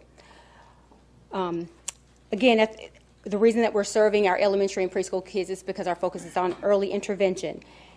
And again, this year we've identified 11 schools, so we're going to be serving our same 11 schools that we served last year. And those schools are listed in the executive summary. On the spreadsheet on the executive summary, you can see those 11 schools. And I know Ms. Furtenbaugh had a question about the red and the green with those 11 schools. So the red and the green down there where you see our 11 schools listed that will be served, the red schools are schools that have a decrease in the amount of funding they're going to receive from Title I, and the schools that are in green have an increase in the funding they'll receive. And ma'am, is that due to ADM? Is that due to head count or? Sure. There are a few reasons that could explain that. It could be that their enrollment was down, and so that could impact it. Their free and reduced lunch percentage may have decreased. We also have some additional schools that are going to be community eligibility programs, so they're going to have 100% of their kids eligible. So Several factors. Yes, several factors. Also, another major factor was the carryover. Last year we had about $600,000 in carryover funds. This year we had about $300,000. So that's going to impact the overall amount that the schools receive as well. Very good question. Yes. Okay, just for future, that's the kind of information we need. Okay. Because then when you get a chart and it's color-coded to somebody, it doesn't mean anything to us. Sure. So, thanks. Very good suggestion. Additionally, you were asking if there were other schools that were close to being served or having a high enough free and reduced lunch percentage. The next school that in line that would be closest to that, and we'll get you the information of all the free and reduced lunch. We can put that in the weekly wrap-up for you. But Bethel would be the next closest school at 45%, and then Boger and Mount Pleasant come in at 38%. So those would be the next three closest schools. But you can see the percentage. Excuse me Sure. just for a second to make sure that you can always look up percent of free and reduced lunch It's on the per website. school by the child nutrition website, and it's updated each month. So Yes. sometimes for curiosity, that's always there. So anytime you want to do that, if you go to the school nutrition site, it's loaded each month when they update it. And it does vary sometimes from the beginning of the year to the end, but it's updated every month for accuracy. Yes. Right now, it's current as of June 22nd. That's the most current one that's on the website. And that's for our district website? Yes. Mm-hmm. It is. Anyway, so again, we'll be serving those same 11 schools again, but their free and reduced, their ranking has changed a bit from what it was last year. For example, Beverly Hills has increased in their ranking in the Title I. They've risen above Rocky River from where they were last year. We're continuing to rank order our schools and serve them according to bands, poverty bands, with those schools receiving the most funding, having the highest need. Our primary goal is to serve our most at-risk schools and increase student achievement. Okay. And so when we look at allocations to schools, we first look at our set-asides. So there are certain district set-asides that we're allowed to have under Title I, one being our neglected and delinquent youth. And so right now in our budget, we have about $14,000 that we've set aside for our neglected and delinquent youth. For parental involvement, we're required to set aside 1% of that, and those funds go to having parent resource centers in our schools. A lot of our schools have really worked to develop those parent resource centers and getting parents into the schools so that they can feel more comfortable, whether it be volunteering in classrooms or just being involved in the schools. Additionally, our homeless children and youth, we have about $35,000 right now set aside for that. And most of that goes towards transportation for those students and for tutoring. We provide after-school tutoring for them as well. One of the new requirements under ESSA is for foster care. The goal of that is to provide educational stability for our students in foster care, and most of that funding is going to go towards transportation of those students so that they can stay at the school where they were, or the school that's going to be the best to meet their needs. Were we always addressing the needs of the foster care children to begin with, or is it just now called out by current legislation? Yeah, as of December, it became a new requirement for how we had to address the needs of foster care children to make sure that they could have educational stability. Okay. So they're a separate category then? Yes. Beginning now or this year? Yes, But correct. it says LEA determined. What does that mean under your chart? When it says LA determined, meaning we as a district can determine how much money is set aside for those categories. So there's a requirement to provide it. It's up to us on what that number can And be. what that looks like, yes. Whereas with the parental involvement, that's a federal requirement that it's 1%. We don't have a choice about that. Very good question. Our opportunity for equal and educational access for our non-public schools, we don't have any private schools that have chosen to participate in that, so we didn't have to set aside any funding for that. And then our administrative costs, we can set aside up to 12%, and right now we have $472,000 budgeted for that, so that's pretty much right around the 11 to 12% mark. Some of our district initiatives include professional development. One of our most popular professional development that we've been providing over the past few years is Greg Tang. Our teachers really rave about that. That's math professional development. Very conceptual, and he gives a lot of great examples for teachers on how to teach math at the elementary level. So that's something we want to continue because we've received great feedback from that. As well as our summer bridge program, and that's one of the ways that we help to support our middle schools, because we don't serve them, is by having our students have a 4-day camp where they come in, and we have camp counselors and teachers that really work with them in small groups and individually to help them understand middle school and make that transition. And they do STEM activities, robotics activities, and things like that, so they really seem to enjoy it. So that's something we've been doing for, I think, 3 years now. Yes, and we'll continue with that. Our focus school support, each school is receiving $55,000. And those schools are Wolf Meadow, Rocky River, Wynkoff, and Royal Oaks. So they will receive an additional $55,000 above what the other schools are receiving based on their ranking. And then the remaining schools in our $4 million budget is just divided up among the schools based on their per pupil allotment and their ranking in terms of free and reduced lunch. So you are giving Royal Oaks a focus school, is that? 55 additional. Because that's not what that. What? I'm sorry. Did you say Royal Oaks? Yes. Is that the focus school or not? No. I'm sorry. Wolf Meadow, Wynkoff, and Weddington are our So focus not schools. Royal Oaks. Yeah, not Royal Oaks. Excuse me. And how will those funds be used at each school? That $55,000 for each of those 3 schools, what are the parameters? So those schools are determined to be focus schools because of gap areas that they have. So the principals work with their school improvement teams to look at those gap areas and then come up with a plan to address. So it is up to the principal's discretion Yes. for those needs?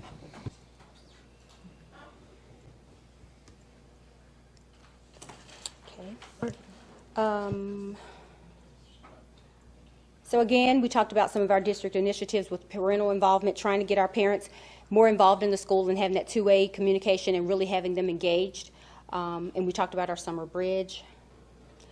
We're required to, all of the schools are required to look at, within their school-wide plan, 10 school-wide components that they must follow, ranging from a comprehensive needs assessment where they, again, are looking at what are the gaps or what are the areas that they need to focus on, whether it be in reading, math, or whatever area they find that they have the most gaps. Raising student achievement is the primary goal in addressing those most at-risk students. One of the changes that we noticed for this year is regarding our highly qualified. Teachers are still required to be highly qualified, but the language has changed now to say highly effective. And so with that, there'll be some looking at the data, probably EVOS data. We don't have a lot of specifics on that, but we do know that it's a push towards teachers being more than just qualified, but being highly effective in serving the students as well. And then with regards to parental involvement, it's now parent and family engagement. So again, that two-way communication, parents really being involved in the schools instead of, and engaged in the schools instead of just parents sending home information, but that two-way partnership and building relationships between home and school. Yes. It's going to sound like I'm mixing apples and oranges, and I'm trying not to, but I know this list is not the school improvement plan, but for these schools we're talking about, are many of these components, don't they dovetail or parallel the school improvement plan as well? Yes. So when schools these components are reusable for the school improvement Absolutely. plan. Yes. To keep it all consistent. Is that? Yes, these components should inform the school improvement plan. So you look at your needs, you do a needs assessment, and then you determine what goals and strategies are we going to address in our school improvement. So the school improvement plan would refer or defer back to these components? Yes, that is correct. For those schools? Thank you. Yes. I know that you said, you know, we as a system, we've thought we want to look at the early childhood, early development, but why have we not looked at the middle schools? Because we've got some of our, all right, now look at, I see him over there looking at me with those eyes, but I look at some of our campuses where we've got the middle school and the elementary schools right there, right together. Where I'm looking at Irving, and then I'm looking at Concord Middle, which is one of our failing schools and has been one of our failing schools. Why can we not have the campus concept where we've got a F school or a D school, and we've got one of the Title I schools, Irving, right there beside it? Would it not be a perfect combination right there to have a pilot project where we're doing a middle school and an elementary school, both that are Title I? Why not that be a pilot project to do that? To me, it's a win-win where we've got a Title I elementary school and a Title I middle school, because both of them need some help there. If we're going to try it one time, let's do it there, because we've got both of those schools that they need help. And to me, that's a perfect example right there, and the campuses are right side by side. And if we're doing mentoring, and, you know, the parents could do it at both schools, and it's real close. And if we were ever going to do that, why not do it then?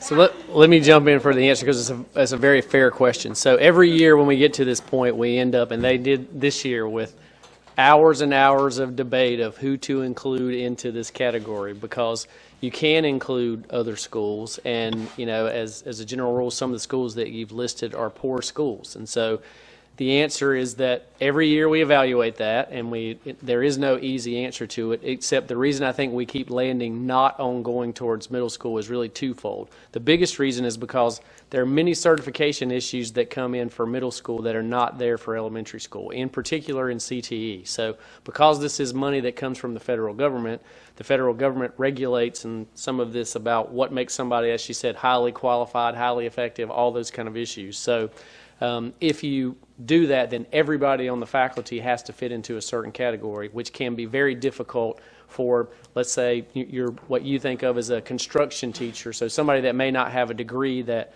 is lateral entry, for example, can't teach in that school. So lots of certification issues, which are usually not there for elementary school because they don't have CTE. And secondly, which is just as big an issue, is ultimately, it's not a win-win for everybody, because what it means is if you give $500,000 to Concord Middle, then you have to take $500,000 from the other schools. And so some of those schools that maybe for the last 5 or 6 years have gotten, again, $400,000 worth of Title I money would now only get $250,000 of Title I money. And so every year, after kind of hours of debate, and we usually bring middle school into, and we kind of come out of there and think, God, is there not some way we can do this? We have landed back with, if we're going to have to not give everybody part of this pie, and you can't, then our money is probably better spent at an early intervention. If we can get people reading by the time they start third grade, that will be better off for middle school than trying to supplement it later on. But there's not an easy answer, and we do wish that we had all the money to give there, because, again, if they're eligible, it means that there's a high poverty school that could use the funds. But it will drain from somewhere else. So those are the two main reasons, is that it would pull from other areas, and the certification issue is a pretty big issue for middle school. Okay. Can you go back to your first slide, though? Down to the bottom of that first slide. It says the goal is to increase student achievement with special attendance families vulnerable for not meeting standards. We're not saying that we want to address the early education. If that is our goal, that should be part of that presentation. And I'm also kind of along the lines of Carolyn. You have there's only one middle school that has a 75% free and reduced lunch number. Is that correct? No, neither have 75%, because if it hits 75%, it's mandatory. We have to make them Title I. We haven't had a middle school hit that yet, but we've had it about as close as you can possibly be without hitting it. It's about as close as it can get, because according to the website, it's 74.29. So. That's right, but not 75, which were mandated. But within a few students, okay. Well, but then the next question is, and I think this is part of the issue, so let's say if, for example, we decided, okay, we are going to put Concord Middle in, then you used to have to look at the next middle school in line, which I believe the last time was C.C. Griffin, which was around 65%. It still may have more poverty than one of the elementary schools. So now you say, okay, well, now we pull 2 middle schools in. Traditionally, they're much bigger than the elementary schools, therefore they'll get a bigger piece of the pie. So if you include those 2, you probably just wiped out some elementary schools, especially smaller ones like Beverly Hills and McAllister, because of ADM is not there. So again, I'll just say the answer is there is no good answer. You absolutely could justify giving it to the middle schools, but again, when we bring all the professionals in and have hours and hours of debate, we land on it's probably better to spend it on I'm not saying that elementary these school. are easy decisions, but I'm saying if I compare last year's amount to this year's amount, we have $362,000 more dollars than we had last year. And of course, in that application or in that spreadsheet that she showed us at the bottom. So that's significant funding, and we've got in that application we're asking for $50,000 more for administration costs. Our administration costs are not increasing by $50,000. That could go to the school. That can go to a school. That's where I'm looking at it from my perspective, is how can we get this money into the schools to help students? And middle school students struggle. They do. I mean, there are got to be some intervention that dollars can help for counseling or whatever it has to be. Some of these kids go through have a lot of trouble at home that they could use somebody to just talk to. Maybe that's something that the Title I funds could go to. I don't know. That's not my expertise. I'm just saying, how can we use these funds to make the best impact to increase student achievement, as it says here, is what our goal is. And if it's only the elementary and the preschool, that's one thing. But it seems to me that we have a lot of district issues. Like you said, you have to, where do you spend it? But if we've got an additional $362,000, I'd like to see it spent or allocated somewhere else. And then explain the carryover thing, because I don't understand that. So carryover is funds that schools didn't spend from the previous year. It can be carried over into the next year. So like I said, year before last, there was $600,000 that schools didn't spend that was carried over, and then this year it was only $300,000. So schools did a better job of spending their money in that current school year. Yeah, I don't remember that as part of our presentation last year, of there being a carryover, but it just seems there's additional funding from this year to last. This year we had carryover. We had the amount of the carryover sooner or earlier than we had last year, so it was a separate. They got their carryover money separate from their initial planning allotment last year. So that may have been why it wasn't included in the meeting. Okay, and then the other question related to that is there's, I guess, one school that has a significant decrease. Do we not want to hold them harmless? I mean, it's not their fault. There's a charter school that opened up down the road. They still have the same needs. Oh, And that's a big shock if you're going to lose a good chunk. 26% of their funding is gone. Sure. Yeah, help me understand this, or help me explain this. Yeah, so I think your question is specifically about Royal Oaks. Is that correct? That is that correct, the school that yes. you're talking about? So you have to allocate money based on the number of students that are in the school. So we can't hold harmless a school if their enrollment has decreased. We can't continue to allot them the same amount of funding because it's based on a per pupil allotment. Okay, but you could use as focus schools, things that you said, to offset some of that, I would think. Well, no, the focus schools, you have to fall into a certain category. So the 3 schools that are listed as focus schools have identified gap areas. For example, so that means one of their subgroups is there's a significant gap with the way the subgroup is performing compared to the rest of the students in the school. Okay, and you're saying there's no gaps or significant gaps at Royal Oaks? I'm not saying that there's not significant gaps. I'm saying there's not significant gaps that would identify them as focus schools. So the federal government has guidelines that says if you have this big of a gap. So you're saying that they would not qualify for this? That's right. Okay. That's correct. So DPI has let us know which schools are identified as the focus schools. That's not something that this department or the school district has identified those schools as focus schools. But we still set the allocation on what per pupil amount Sure, is? and that Is that per, how yeah, that and works? so if you take a look, that per pupil allotment is based on the poverty bands. So the schools that have a higher poverty band, they're getting a higher per pupil allotment. Okay, you look at it and you say that they've been having a certain amount of funding, and the next thing you know, they have to figure out what to do with $65,000 less. So, And again, that's nothing that's necessarily in our control. I mean, we're using the same poverty bands that we've used in the past. I mean, it would make sense if the school has higher poverty, then they're going to get a higher poverty band per pupil. So that's the way that we've allocated. Same thing with the number of students that are enrolled. If you have a smaller number of students and you have a lower poverty band, you're going to get less money. If you have a high number of students and a high poverty band, you're going to get Right, more I'm money. looking at percentages, and it's a 26% drop is quite a bit. You're talking about 26% drop overall? In I'm funding sorry. from one year to the next, yes. Oh, from Royal Oak, so yes. So that's one, of course, that we know that their attendance has dropped, so we can only allocate based on the number of students that are enrolled. That pretty much echoes about how many students they lost, right? They go from 320 to 250, so they lost about 25% of their students. In the spreadsheet that was sent to us, it says total admin was 12%, 470,000 in administrative costs. The district administration was over 300,000. What's included in that 300,000 of administrative costs for this roughly a little bit more than $4 million?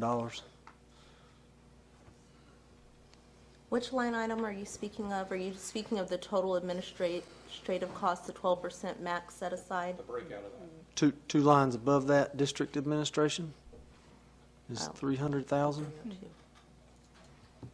Really, the whole 470, the indirect costs, it says are 170,000. It just seems like a large number, given that it's a relatively small number in our budget, a little over $4 million, but it's costing us $470,000 just to administer this program. There's a lot of funds there that doesn't seem to be broken out very detailed.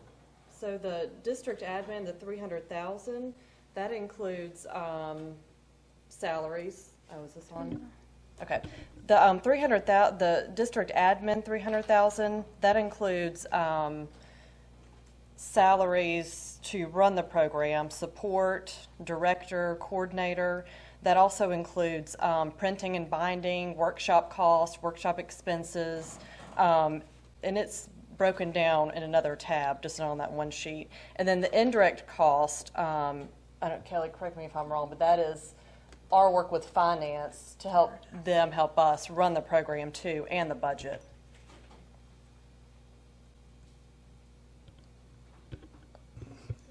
Did you all get that on in a spreadsheet?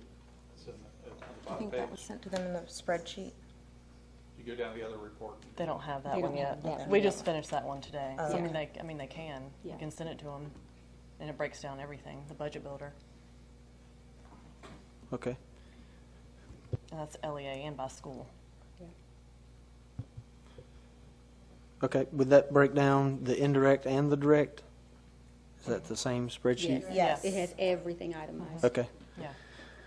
Okay, if you could send that to us, that'd be great. And then on the front page, it says the goal is to increase student achievement, but I don't see any, tangible goals there, or historically, what have we tracked student achievement? Are we getting a good bang for our buck based on our primary goal of increasing student achievement? Is there another report somewhere that details what the student achievement might be? I mean, that's our primary goal, obviously, as a district, but that's also the goal of Title I, is to increase student achievement. So beyond us just having that goal, that is the primary goal, and that's why we focus on that early intervention, because we want to increase student achievement in kindergarten through third grade and fifth grade so that they are set up for success in middle school and high school. But yes, we do have data from our end of grade test and from MClass from last year and in previous years that we can look at. Is it possible to send that to us? Or? Yes, absolutely. Just so you don't have to wait for that breakdown of the administrative cost, I'll just read off the line items for the 16-17 budget, which are very similar to the 17-18. So in administrative cost, we have an office support. That's a part-time. We split that funding between Title I and another funding source. the, longevity pay, overtime pay, the FICA retirement, hospitalization related to that position. We have $35,000 of workers' comp insurance budgeted, as you have to have those for any employees that are paid out of Title I. So all the teachers that are paid at the school level, that doesn't go to the school. It's not budgeted at the school level, it's budgeted at the administrative level. Okay, so it is a direct cost to the school, but it has to come in the admin portion. Okay, that's there. We have $14,000 worth of contracted services. We have about $5,000 of workshop expenses, printing $1,000. We had some supplies and materials allocated, about $50,000 there. That's part of your printing, binding, and those types of the materials that you allocate out to the school. So there's a lot of costs that eventually get down to the school. It's managed at their level. You're somewhat confusing me, because if you go to your last slide, it says school level use of funds, and you've got teachers on that slide there. Well, the last slide on the bottom. So tell me again, what are you confused about? It says, that slide says school level use of funds, and it says teachers. Right. So what I was referring to was the workers' comp insurance. Oh, the related insurance to parts of Yeah. the Maybe funding you for the didn't hear that teachers is at the school level. It's a school level. Okay. Workers' comp, yeah.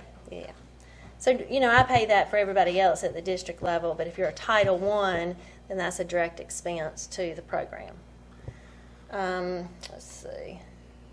Would it be possible, or maybe a little quicker, just to maybe send that out as a Sure, I think separate that's what she Okay. offered to do, but I didn't want to, I wanted full disclosure here. So, we can keep, well, actually, that's it. So, I guess my question is, if you're looking from last year's to this year's, there's a significant increase in the administration funds. And why would that be if we're really have the same amount of people? Or because last year you had $280,000 for district admin, and this year you got $302,000. Last year you had indirect costs of $137,000, and this year it's $169,000. So that's overall, what, a 13% increase? So indirect costs, you don't have any control over that, nor do I. So DPI tells us the rate of our indirect costs, and it is a percentage of your budget, and you and I don't get an option there. So the 3.67 that you see on there is an increase for over what it was last year. It was. It is. And so you're saying there's a $20,000 increase from last year in admin? So. Looking at the report that you provided, the same one that's in board documents. So there would have, I can account for, there's hospitalization increase, there's retirement increase, there's salary increase. Those are just right off the cuff. We can get granular if you need to. But yeah, included in that is also, compared to last year, Greg Tang workshop. So we've allotted a little bit more money for him for that this year as well. So that's another one.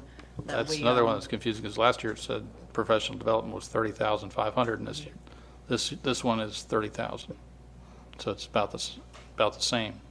And we include Greg Tang math professional development in the district admin cost. Because we administer it from that. Right, but that number really didn't change. There was no, it's a $500 difference. Yeah, the professional development, the $30,000, that's not for Greg. We include Greg in the district admin. And so we've allotted a little bit more money for Greg Tang for Title I teachers this year. Okay, obviously it's kind of confusing on how you allocate the monies in different things. So the budget builder that we can send out you'll be able to see each line item and we'll be able to compare it to the previous year. All right, just back from my perspective, I'd like to see as much funds going to the schools as possible, and I'd certainly like us to consider adding middle school, or at least the one middle school that's close to the 75% going forward if we can. One, and accountability was mentioned, and again, we just got numbers on Wolf Meadow. I wasn't pleased. I'm just going to be honest with you. We're trying to determine whether year-round is work. We were trying to say, hey, is this looking good?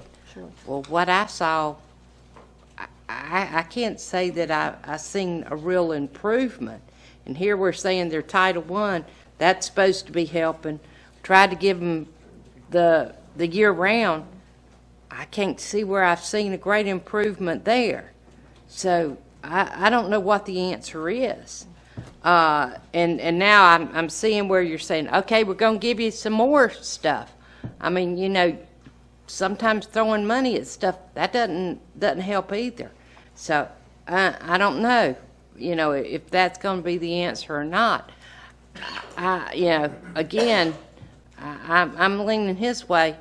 You know, I'd kind of like to see us, maybe we haven't tried putting it at a middle school level, you know, so I'm kind of leaning that way also. So, but again, I would like to see us having data. Have we had data, you know, on some of these other schools? I've saw this other, and again, we're going to have to maybe assess whether our programs are really working. We haven't said, hey, is our Title I really working? Have we seen this? I think this is something we've got to look at. We've been putting all these dollars here. Is it working for us? Or are we needing to look at another direction instead of keep throwing dollars in for something that's not working? Do we need to look at something else? And that's just my question. Well, I think it's a great question, and I want to say that I appreciate your questions about accountability. So beyond Title I, in our department and with everyone here, we are extremely focused on accountability measures and making sure that we're doing what's in the best interest of students. So one of the things that we've launched just this week is just the focus that we're going to have specifically on student achievement and the checks that we are going to do periodically to make sure that where we are putting our resources, that we are getting a big bang for our buck. So that is a change that we are starting this coming school year, and we're really excited about it. Specifically about Title I, these ladies will be working very closely with our Title I schools to make sure that the budget sheets that they submit are going to have a greater impact on student achievement. Now, I will say that most of our Title I schools use their Title I dollars, to lower class size. So I just want to be really clear that these schools aren't receiving this huge sum of money and just kind of throwing it out of the window. The majority of their money is being used to purchase teachers, if you will. And as soon as those sheets are in, we'll be happy to send those in a weekly wrap-up. Well, I know that parent involvement, key. Mm-hmm. I know that. That is always key. Mm-hmm. And I know I'm preaching to the choir here. I know that. But I'm so glad to hear that. And y'all do a wonderful job. Now, I'm not questioning that at all. Yes, but parent involvement, I'm always glad to see that. And but the children are always our main focus, and we've got to just stay right on top of it. And thank you for everything you do. Thank you. Thank you. All right, board members, any more comments or questions for this item?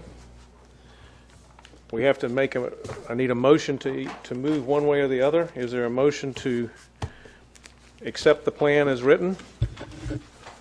Or is there I need something to move us forward. All right. Second. So that's a motion to accept the plan as written? Correct. All right. Any more discussion on this plan? All right. All in favor of accepting the plan presented to us on the Title I, say aye. Aye. Aye. Opposed, say nay. All right, that motion carries 7-0. And we'll be looking for some additional wrap-up items, so keep us informed. Thank you. Thank you. All right, that brings us up to food, supplies, milk, chemical bids. Dr. Probst. Good evening. First of all, I'd like to tell you that Dawn Baker sends her apologies. She'd love to be here presenting these bids to you, but she is in Atlanta, Georgia at the National Food Conference, and we actually have some staff members who are presenting down there. So let's look at the food bids. I have good news because when you're looking at this, I'm sure some of you thought, what the heck? Look at the R&H produce bid that says $2,390,000. I apologize, it was not Ms. Monroe's fault, it was ours when we sent it in. Someone got confused between the dollar sign and a 2. So it is not $2 million, just cross out that 2, it is $390,000. That's a lot of veggies that we would be getting for $2,390,000. So let me explain what we're doing on this one. Our recommendation is to do what's called a rollover bid. Pricing was so good last year, and we had a very good year in school nutrition, that often what is recommended, instead of going out to bid when the pricing can go up, is that you can work with the vendors and roll over the price for another year. In fact, the state allows you to do that 3 years in a row. So we are choosing at this time to roll over our bid based on the pricing from 2016-17. Gordon Foods would be awarded the bid at $3,529,000 for food and supplies. That is $400,000 lower. We negotiated with them to actually come in lower than the year before.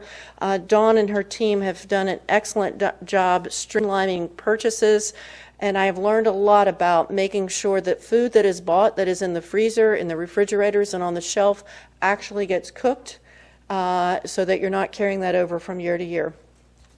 Second, there is an increase in the R&H produce from $375,000 to $390,000.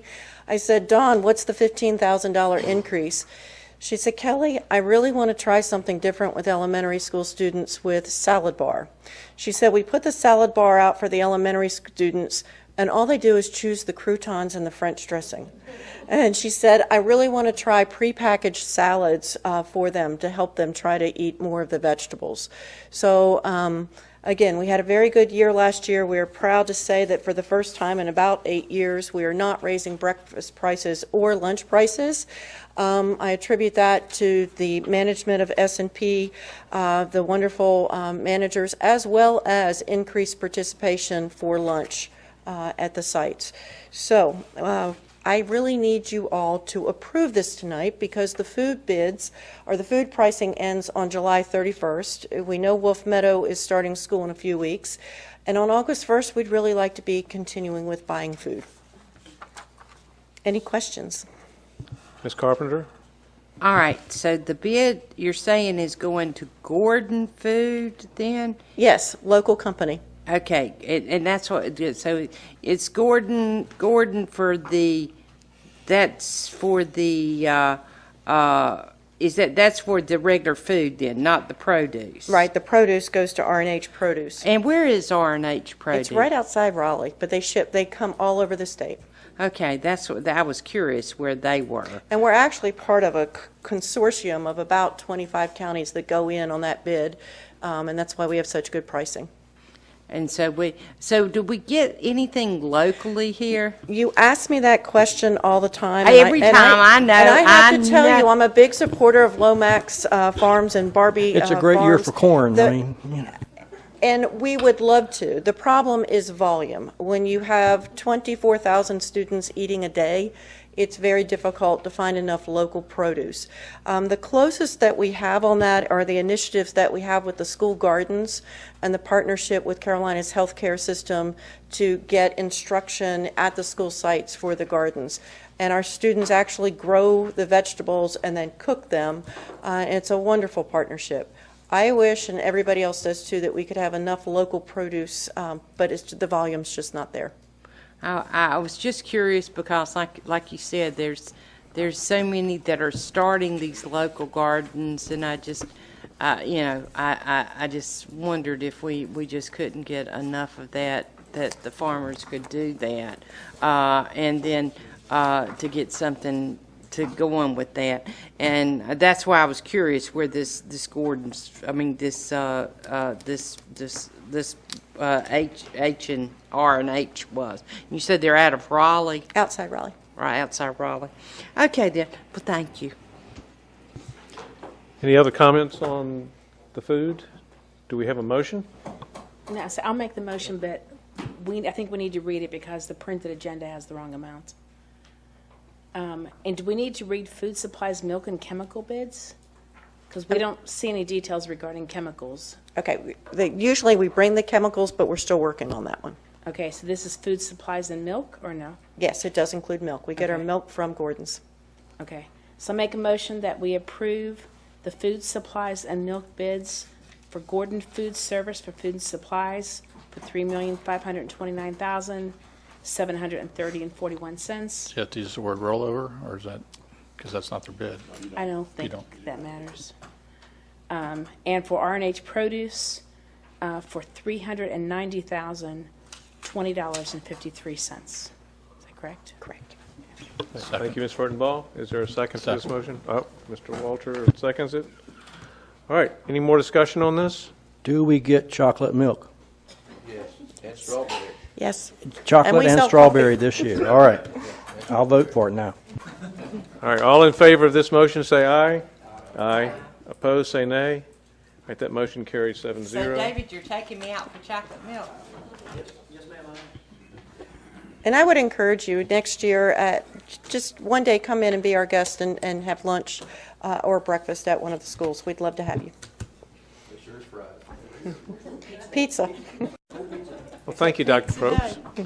All right, are you ready for the next one, Ms. Probst? That's Yes, the and I'm Dr. gonna ask- Probst, it's transportation for Wolf Meadow, and Sure, and I'm going to ask Art Whitaker, our transportation director, to be up here.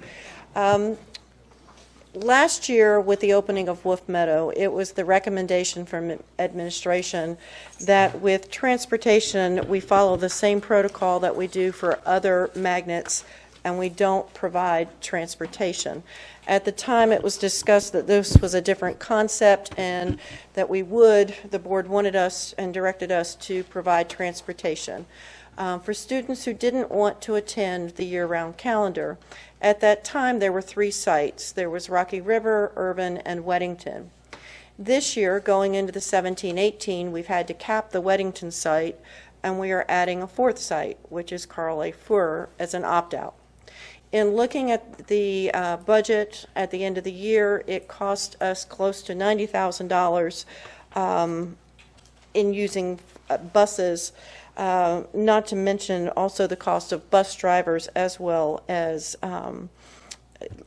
just all sorts of expenses with the gas on those, and it was approximately close to $100,000 to be able to run last year. In looking at this year... How many students? I'm sorry, what? How many students are we transporting? I sent you an email earlier today when Warebus got running. We sent 26 students to Rocky River. We sent 28 to Weddington and 12 to Irvin. 66. He's whispering. It was 66 total, 2 buses. Next year, we are estimating, based on adding the 4th school, it's going to cost us 4 buses, which will be close to $200,000. So our recommendation is that at the beginning of the 2018-19 school year, we stop transporting out of with the opt-out. We still offer it as choices, and parents, if they want to not have the year-round school, would be able to get students, just like any other magnet, to a different choice. That's our recommendation. The reason we're coming to you so early is because we feel like we need to communicate. If this is something the board is in agreement to, we need to give parents an entire year to get prepared for this. Questions? all right, board members, questions? All right, Mr. And by this plan, these parents and these families will have had 2 years of transportation. Correct. And that's And a year's notice. And a year's notice. and a year's notice. Thank you. And one of the things we had said, we were going to look at these numbers to see if this was working. And again, that's why we had asked for these EOGs and everything, because, this was the big thing, that this was going to alleviate the problem, the student loss of, what these students were losing between the summer. This was going to alleviate the problem they had, and was going to make it all better. And we were going to follow this and everything. So, it was our job to look at all this data and decide if this was going to work. And so we were bending over backwards. That's why the board went against what our superintendent said. Now, y'all, it's not our recommendation to provide this transportation. We're not doing it for anybody else, but we wanted to make it work. And our board said, okay, we'll pay for this, because it was very few people that had actually opted out. And we said, okay, we're going to assess this and look at it. We're going to give this a chance. So it's our job to do what we said we were going to do and assess this to see if it's really going to work. Now, this may not be a simple thing to do, but that's our job to do. Mr. Walter? Yeah, I think last year we said we'd do that for 2 years and then do the assessment or whatever. Well, it's been... But I think we promised 2 years, so that's consistent with that request. We just said we would revisit, and we kind of wanted to put a time limit on it, but... Somebody's proposal last year was 2 years for that. I mean, I voted against it at the time of it. I understand the need for it. What I don't get is somebody moves into the district now and wants to opt out. They don't have transportation to get it provided themselves. If someone moves in the district right now and they are scheduled to go to Wolf Meadow, if they want to opt out, they will be given transportation in 17-18. Okay, for this year, but for the last 6 months or so, they would have been on their own. For the last, I'm sorry, I'm not following that. School year. I just had one of the parents that had moved into that district had an issue with transportation. If they did, then I wish you would have brought that to my attention, because we've been putting students on opt-out busing all year long. Okay. Did I see some numbers in a communication that the ridership for next year will be more like 17 students on a bus? Those were... Was that a projection for the next That was year? a projection as new students. So take the current students and add 17 to that. Okay. So it was broken out as to how many requested in 16-17, and then what we have was 17-18. I have to tell you, that's a moving number. Daily, we have students who are saying, or parents who are saying, I'd like to leave Wolf Meadow, but we also have students coming from other schools who say, I'd like to go to a year-round calendar. But the buses used last year and the buses that will be used next year have been and will be full or nearly at capacity? Well, I mean, we're not saying that these buses are at half capacity. It's kind of like a reservation at a restaurant. You have a seat on that bus. So I can tell if you I get you now. If you request a bus seat, we will have one present for you. But whether they show up at the Whether bus they show up stop or not, that day it's like is that another issue. reservation at the restaurant. Thank you. The cost, of course, is that you're moving out of district lines. So how many opted out to first year? That is a really good question. I put that in some notes to you, and right off the top of my Wasn't it like 60 to 70, I Yeah. believe, but then we also had 40 that wanted to come in. It was a 2/3, 1/3 ratio. 2/3 out, 1/3 in. So this coming school year is, This year, it's looking more like a 3/4 out, 1/4 in. so it's increasing of opting out. And I called Ms. Brinson, and I asked her, I said, what are they telling you? And it's the story of, well, it was fine, but now I have a middle schooler, and I have one, and I want them on the same calendar. Yeah, I think it's kind of ironic. There's people sit in this room for it now they got a kid in middle school and one staying at Wolf Meadow. Now they want to do away with it. So The issue became having students on different calendars. So at the rate we're going, say in 5 years, there won't be any students at Wolf Meadow. I'm just being funny. I don't have a glass ball. What'd you say? You would be fiscal, not political? Yeah. I almost wish that we could get a testimonial from Shiloh Elementary in Union County, because I know several families who have children there. And one of the comments that I hear in the cafeteria at lunch sometimes is they like having their middle schooler on a different schedule than the elementary, which is year-round, because they have the opportunity. They have the summer common time off for 6 weeks or whatever it is, but they have the opportunity to focus on one kid on their breaks versus the others. And I think spring break is the same. I think there's a couple opportunities, Christmas, spring break, and that spot in the summer. So I wish we could, have our parents hear from them and see how people have made the best of a situation and found that they really love it. Two things on that. I did follow up on that, and my contact at that school is no longer the principal there. So I've reached out to the current principal to see if I can get some feedback. And then the second one is I suggested to Ms. Brinson that next year we go back and do another parent survey and get some feedback from our own Wolf Meadow parents to see their thoughts on how things are going. If you look back to the reason why we chose to do this, it hasn't been positive yet. I mean, that's only 1 year of data, but it hasn't been what we thought it. I mean, I think that's pretty much the reason this board decided to do it, was to see improvement for those kids. And my and recollection, we haven't seen that. My recollection is that nobody told us that it was going to turn around in 1 year, that it will take several years to, according to the professional data, to change. But I just want to ask the elephant in the room question. How long will Wolf Meadow remain year-round?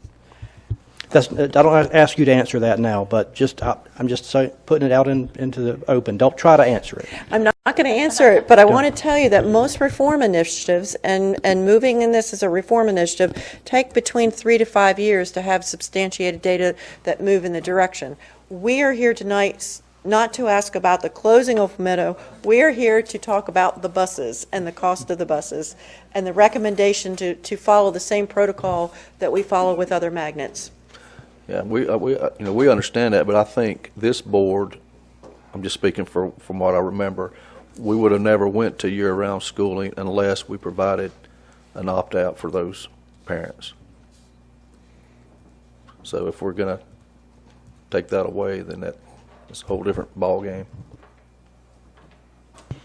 Ms. Carpenter? But one thing we're looking at almost $200,000, and what do we face right now when we saw just the administration part taking a hit of, what was it, Kelly? 77, but you said with the other part, how much was it we were going in the hole?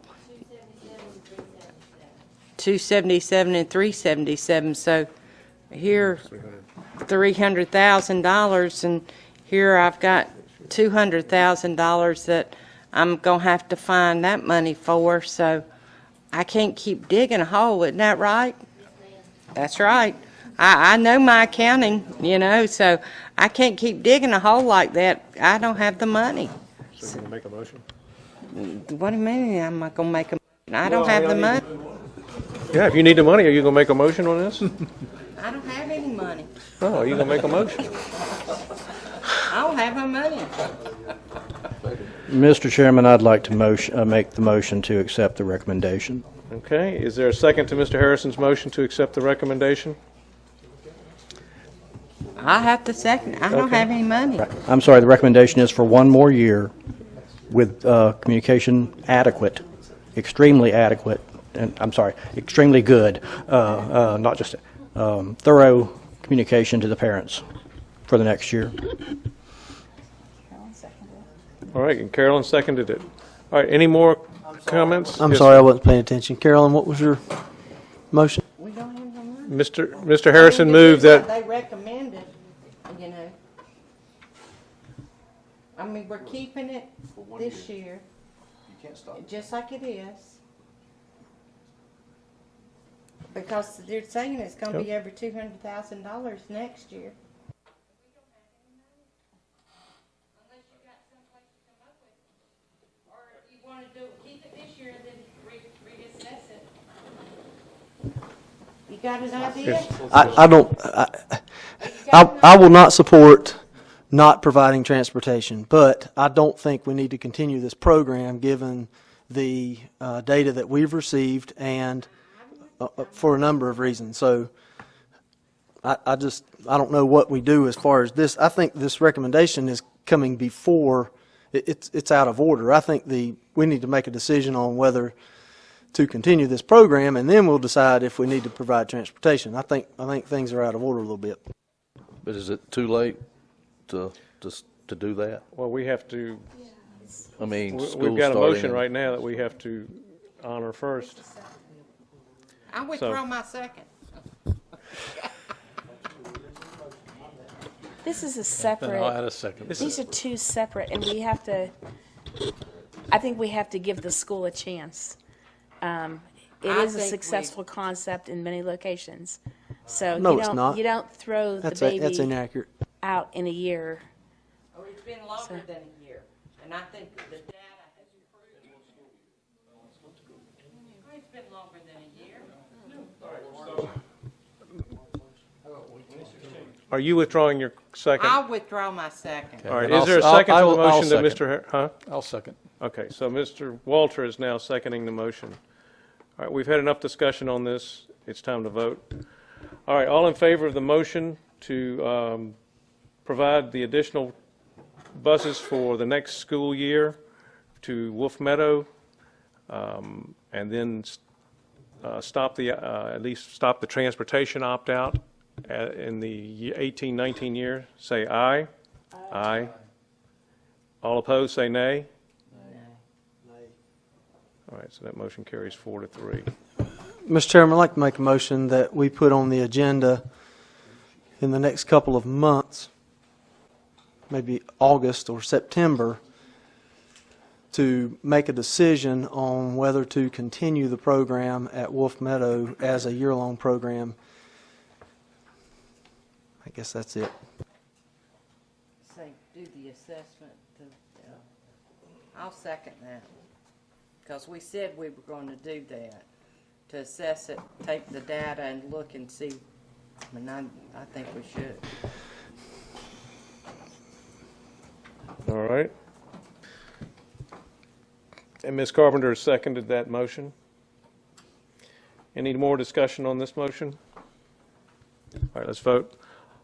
All in favor of adding to the agenda in the next, we didn't say a specific month, you want like September? Oh, September's fine. Don't you have to wait till the summer reading? What is it? The first assessments to determine if there's a summer reading loss? They've done the EOGs have already come out. They were back in last July, Rob.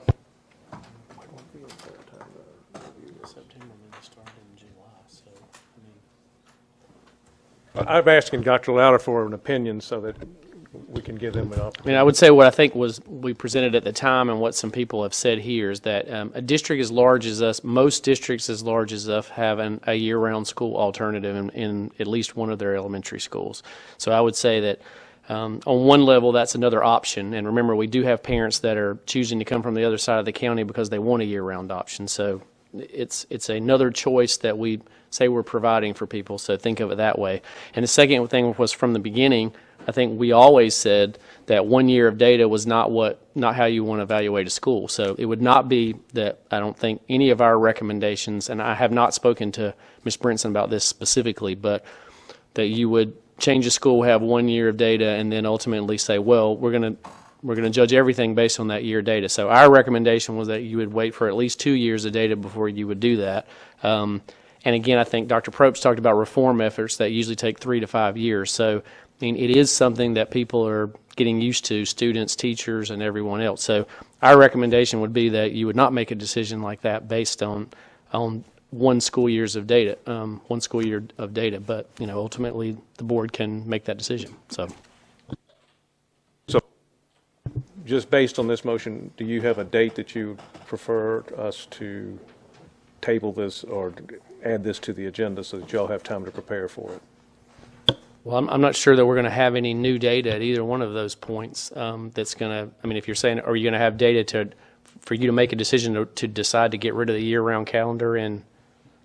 That's kind of what this motion's going to lead to, a conversation about that. Yeah, I don't think that we'll have any extra data that will be data that will inform that decision well, whether it's August or September. Okay. Well, we could look at the data and see where it would show something to see. Well, I just need to close the motion so that I know exactly what date we're going to be aiming for, because we do want to put it on the agenda if it September's fine. Okay. Okay. All right, board members, Mr. Powell made the motion to add an agenda item to the September agenda to have a discussion about the future of the Wolf Meadow School year-round. Is that correct? That's fine. Yeah. Okay. All right, and Ms. Carolyn Carpenter seconded that motion. Any more discussion? Hearing none, all in favor of this motion say aye. Aye. All opposed say nay. Nay. So it was 4-3 again? Okay. So Mr. Furr, Mr. Powell, and Ms. Carpenter voted for the motion, and the other 4 voted against. All right. That carries us to our next agenda item. This is the design build team. Mr. Louder is coming forward. I'm sorry, Mr. Chairman. Yes, sir. I'd like to amend the record as, I think I need to change my vote to the prior motion of providing transportation. Did I think the motion was for, no, it was just for the 3rd year of implementation. No, this was to eliminate it as of the 18-19 year. That's Not what the that motion was. prior. That was Go the only- backwards. That was the only motion we had. Like to amend the record for the prior motion about transportation, not the. Right, transportation was a 4-3 vote. There were 3 dissenters Yep. for the opt-out. Okay, I'll be a non-dissenter then. Oh, so you Amend want the to do a record. 5-2 vote? Okay. So Can we do that? I don't know, can we do, I don't know. Mr. Shaw, can he reverse his? He can ask for his vote to be changed and the board can vote on it. Okay. All right. All in favor, I need a motion to approve Vince's change in the motion. I'll make the motion for Vince. All right, so Rob makes the For motion. reconsideration, could he vote for reconsideration? No, let's just do it this way. All right, who's going to second Rob's motion to to allow Mr. Powell to reconsider? Mr. Powell seconds his own motion, or seconds his vote. All in favor of allowing Mr. Powell to change his vote to a yes on the motion for the ending the opt-out transportation in 2018-19, say aye. Aye. Opposed, say nay. All right, so it's 5-2. Who voted against you? 15 years, Chris. Who was the other nay? Oh, Original was changed to 5-2. yeah, okay, no, okay. So it's 6-1, the motion carries. Mr. Powell has changed his vote to yes, and it now becomes a 5-3 on the opt-out. Jiminy Christmas. I'm so confused. I don't know what I voted. All right, design team selection, Mr. Louder, help us, please. I'm not sure I can, but we'll go from here. As you're aware, we received proposals for the design build team. We only received 2 proposals, so we back and re-advertised to allow additional time for submittals. We did not receive any additional submittals. Therefore, our evaluation team sat down and evaluated the 2 proposals we received, and we have elected to recommend the design team, design and construction team of Lyles Construction and Morrisburg Architecture for the construction of our PLC. We're working very closely with the Hartzell Williams firm and Mr. Cornelius in developing a contract for that, and hope to have that contract back to you at your next month's meeting. Now, that contract will not have any pricing in it. It will just have the design build. It will have a maximum price. It will have a not to exceed in it. Yes, sir. Okay. All right, board members, I open this up to discussion. Mr. Walter? So who was the other firm? The other firm was Boomerang and Leaper Construction. And then how did you evaluate the firms? Based on... Or what scored high? What was the high? What scored higher? What scored high was the fact that they, we had familiarity with both firms, obviously with Morrisburg, obviously working in our system for quite some time and being able to work with them on that, and also Lyles Construction being very local and also having a good history of construction within Cabarrus County. Not unrelated, what's the status on the approval process? At one point, we had to get permission from the governor's office to That was for the land? For the land. The land. Right. It's just, I don't know if he's haven't sent it back to us yet. I know it's been on his desk to sign. So we It's don't just know formality. that piece yet. Well, it's been approved by the state board, and it's been approved by the transportation board. It's just a matter of signature and back to us, but yes, sir, it should be approved. It's all but a done deal. It's just formality for the governor to sign it, actually, because it's, Okay. I don't think it's opinion one way or the other. So that's not an issue for this. All right, is there a motion? Or, Ms. Carpenter, you were in the meeting, so. Yeah, we were in the meeting, and the, it's kind of our little subcommittee, we felt both companies were adequate to do it. We felt that this company was more localized. We had work, and like I say, both of them had done work for the system.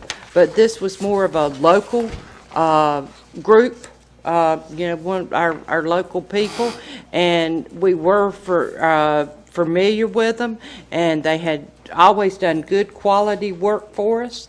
And with that in mind, I would like to make a motion that we do approve them for this project, and that would be my motion. All right, Mr. Harrison seconds that motion. Any more discussion on this? Hearing none, let's vote. All in favor of approving the recommendation from the construction committee to allow Lyles and Morrisburg. Lyles and Morrisburg to become our design build group, say aye. Aye. Opposed, say nay. All right, 7-0. That carries us to the board work. Thank you, Mr. Louder. You helped us. My computer just about went out, too. All right, this brings us to the board session, the board work session seating. As you know, last year we tried a seating experiment to try to make the meetings a little more informative during the work session, and now it's time. Members of the board have weighed in and said that they like it, and some say that they don't particularly care for it. So I now open this up to a general discussion about the board's work session seating. Who would like to lead off? I just like to say at first I didn't like it, but I'm okay with it now. When the superintendent changed it, the comments that I received from board members, including myself, was that it was not, they didn't like it, and for a variety of reasons. But we weren't consulted, and so now it's an agenda item on a work session in July. So that's just kind of a shame almost that we're spending time talking about this. But to have the room set up differently with people sitting behind others and guest speakers who don't know, where to sit or where to participate, and it just is a kind of a difficult setup. And we've got a good setup right here, and that's why I thought that all of your feedback was kind of collected when I made that recommendation to move back.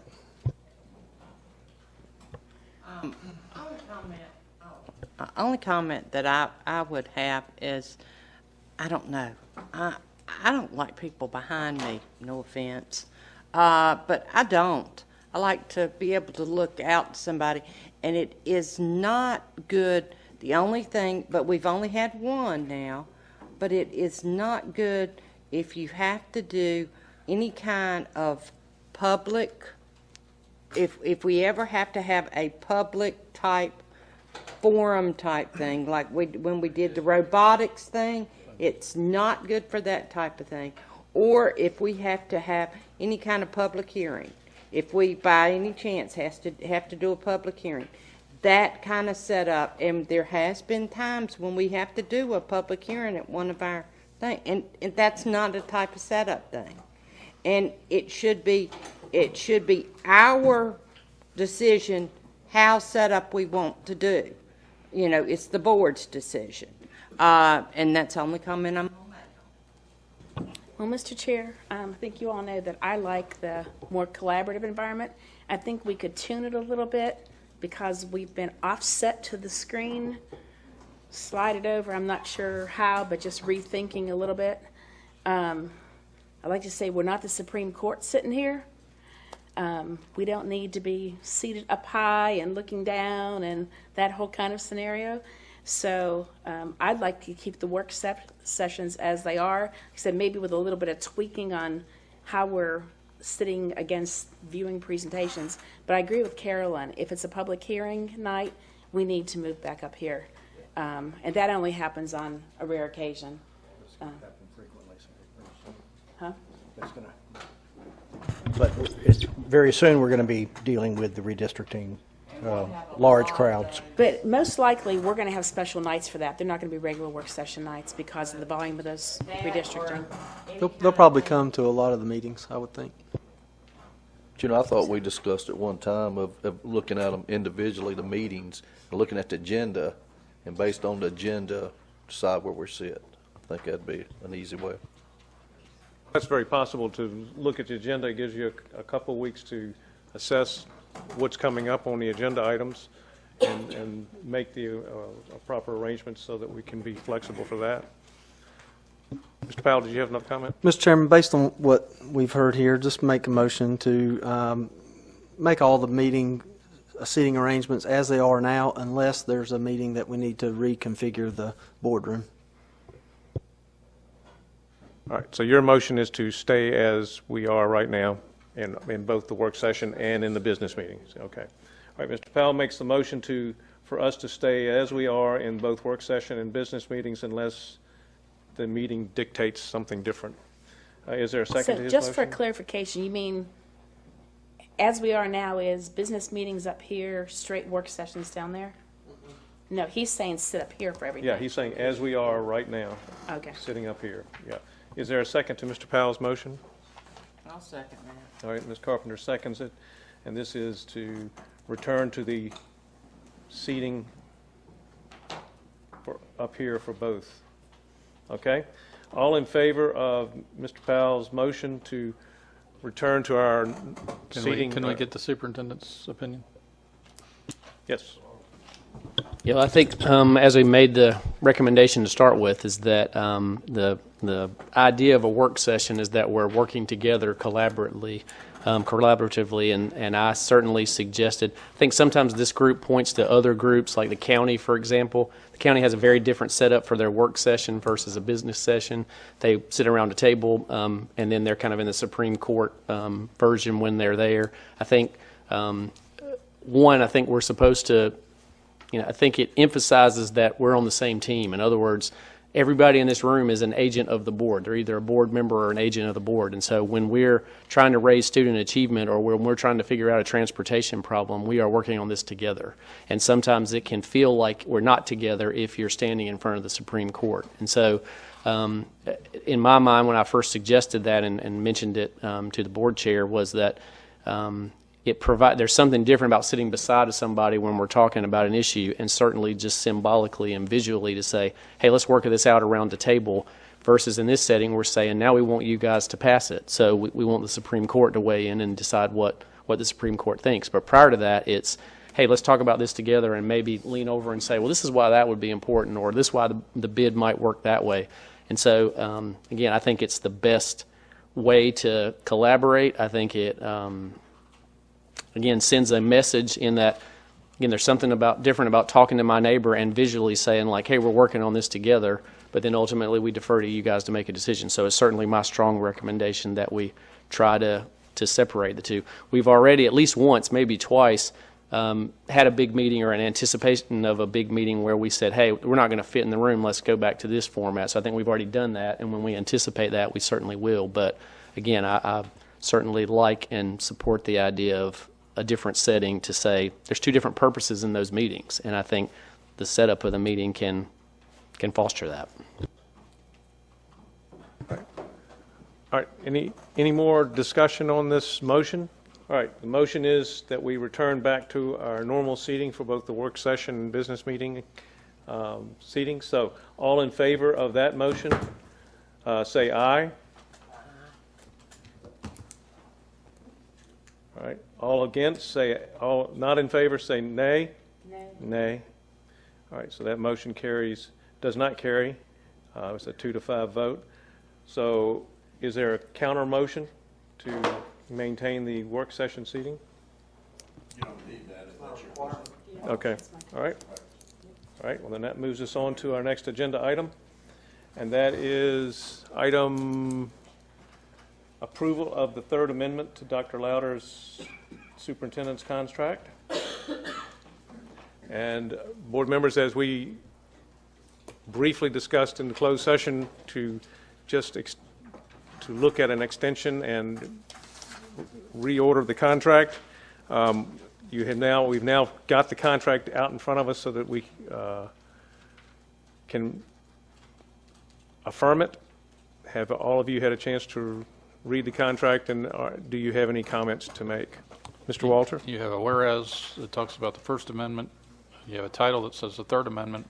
Where's the whereas for the Second Amendment?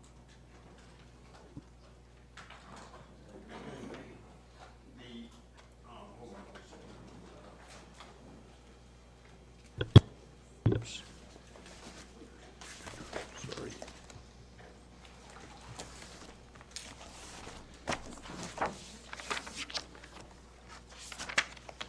I think it's just bear referencing with- the original First Amendment. Yeah, the change only affects the First Amendment, so the Second Amendment's not referred to.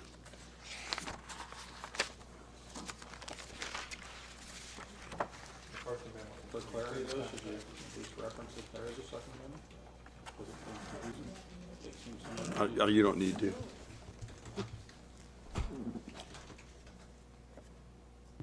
Mr. Chairman, I'd like to make a motion that we approve, I believe it's the item that's called the Modified Superintendent Contract, Third Amendment. Extend Superintendent Louder's contract for an additional year, for a total of 4 years, out until June 30th, 2021, and approve a one-time bonus of $5,000. Second. Okay, is there any discussion on the motion to approve the contract, third amendment to the contract as written? Yeah, Ms. Powell. Yes, sir. Kind of feel a little bit like Carolyn has talked about in the past about not liking contracts, but I've just basically three major points, I guess, of concern. The superintendent's salary 2.5 years ago was $170,000, and just 2.5 years, it's now gone to $200,000 with the latest increase from the state. The $30,000 raise in less than 3 years seems a little high, given the fact that we are still 28th in the state academically. We were 27th last year. We were 27th the year before that. And then also the local contribution to the superintendent's salary is now just under 40%. Teachers, the local contribution is just under 8%. And as a percentage, I don't think that the local portion should be 5 times more than what we give teachers, percentage-wise. The state sets the salary guidelines for superintendents, and then the local comes along and provides a supplement. 40% is much different than 8%, or 7.68, I think, as we learned in our previous presentation. So that and the fact that we, had no real discussion, I guess, about during the evaluation process. Just some of my concerns. So, yeah, I'm fine calling the vote. Are there any other comments about Dr. Louder's contract? Ms. Furtenbaugh, or your thing is... Oh, I'm sorry. Ms. Carpenter, you have any? Okay. I'll weigh in, and though I fully understand Mr. Powell's concern with the $30,000 increase, we did start Dr. Louder off as an interim at $170,000. It wasn't until November 9th, 2015 that we actually raised him up to the superintendent. During that period of time, he helped bail us out of a lot of situations.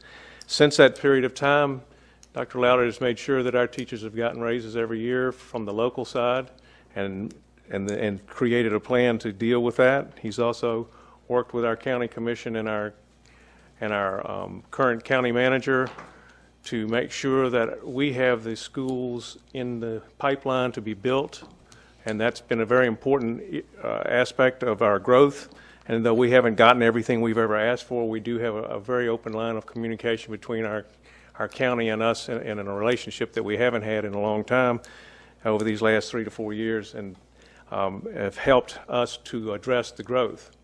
Our system continues to grow at 2 to 3% a year, and so there are challenges with that growth. We've tried to, I think Dr. Lauder and his team have done a very good job of inflecting the vision to make sure that our system responds appropriately to the growth issues. As we grow fast, there are also things that tend to not grow as fast, and that is maybe the student achievement isn't exactly where we would like it. It fell 1 point from 27th to 28th.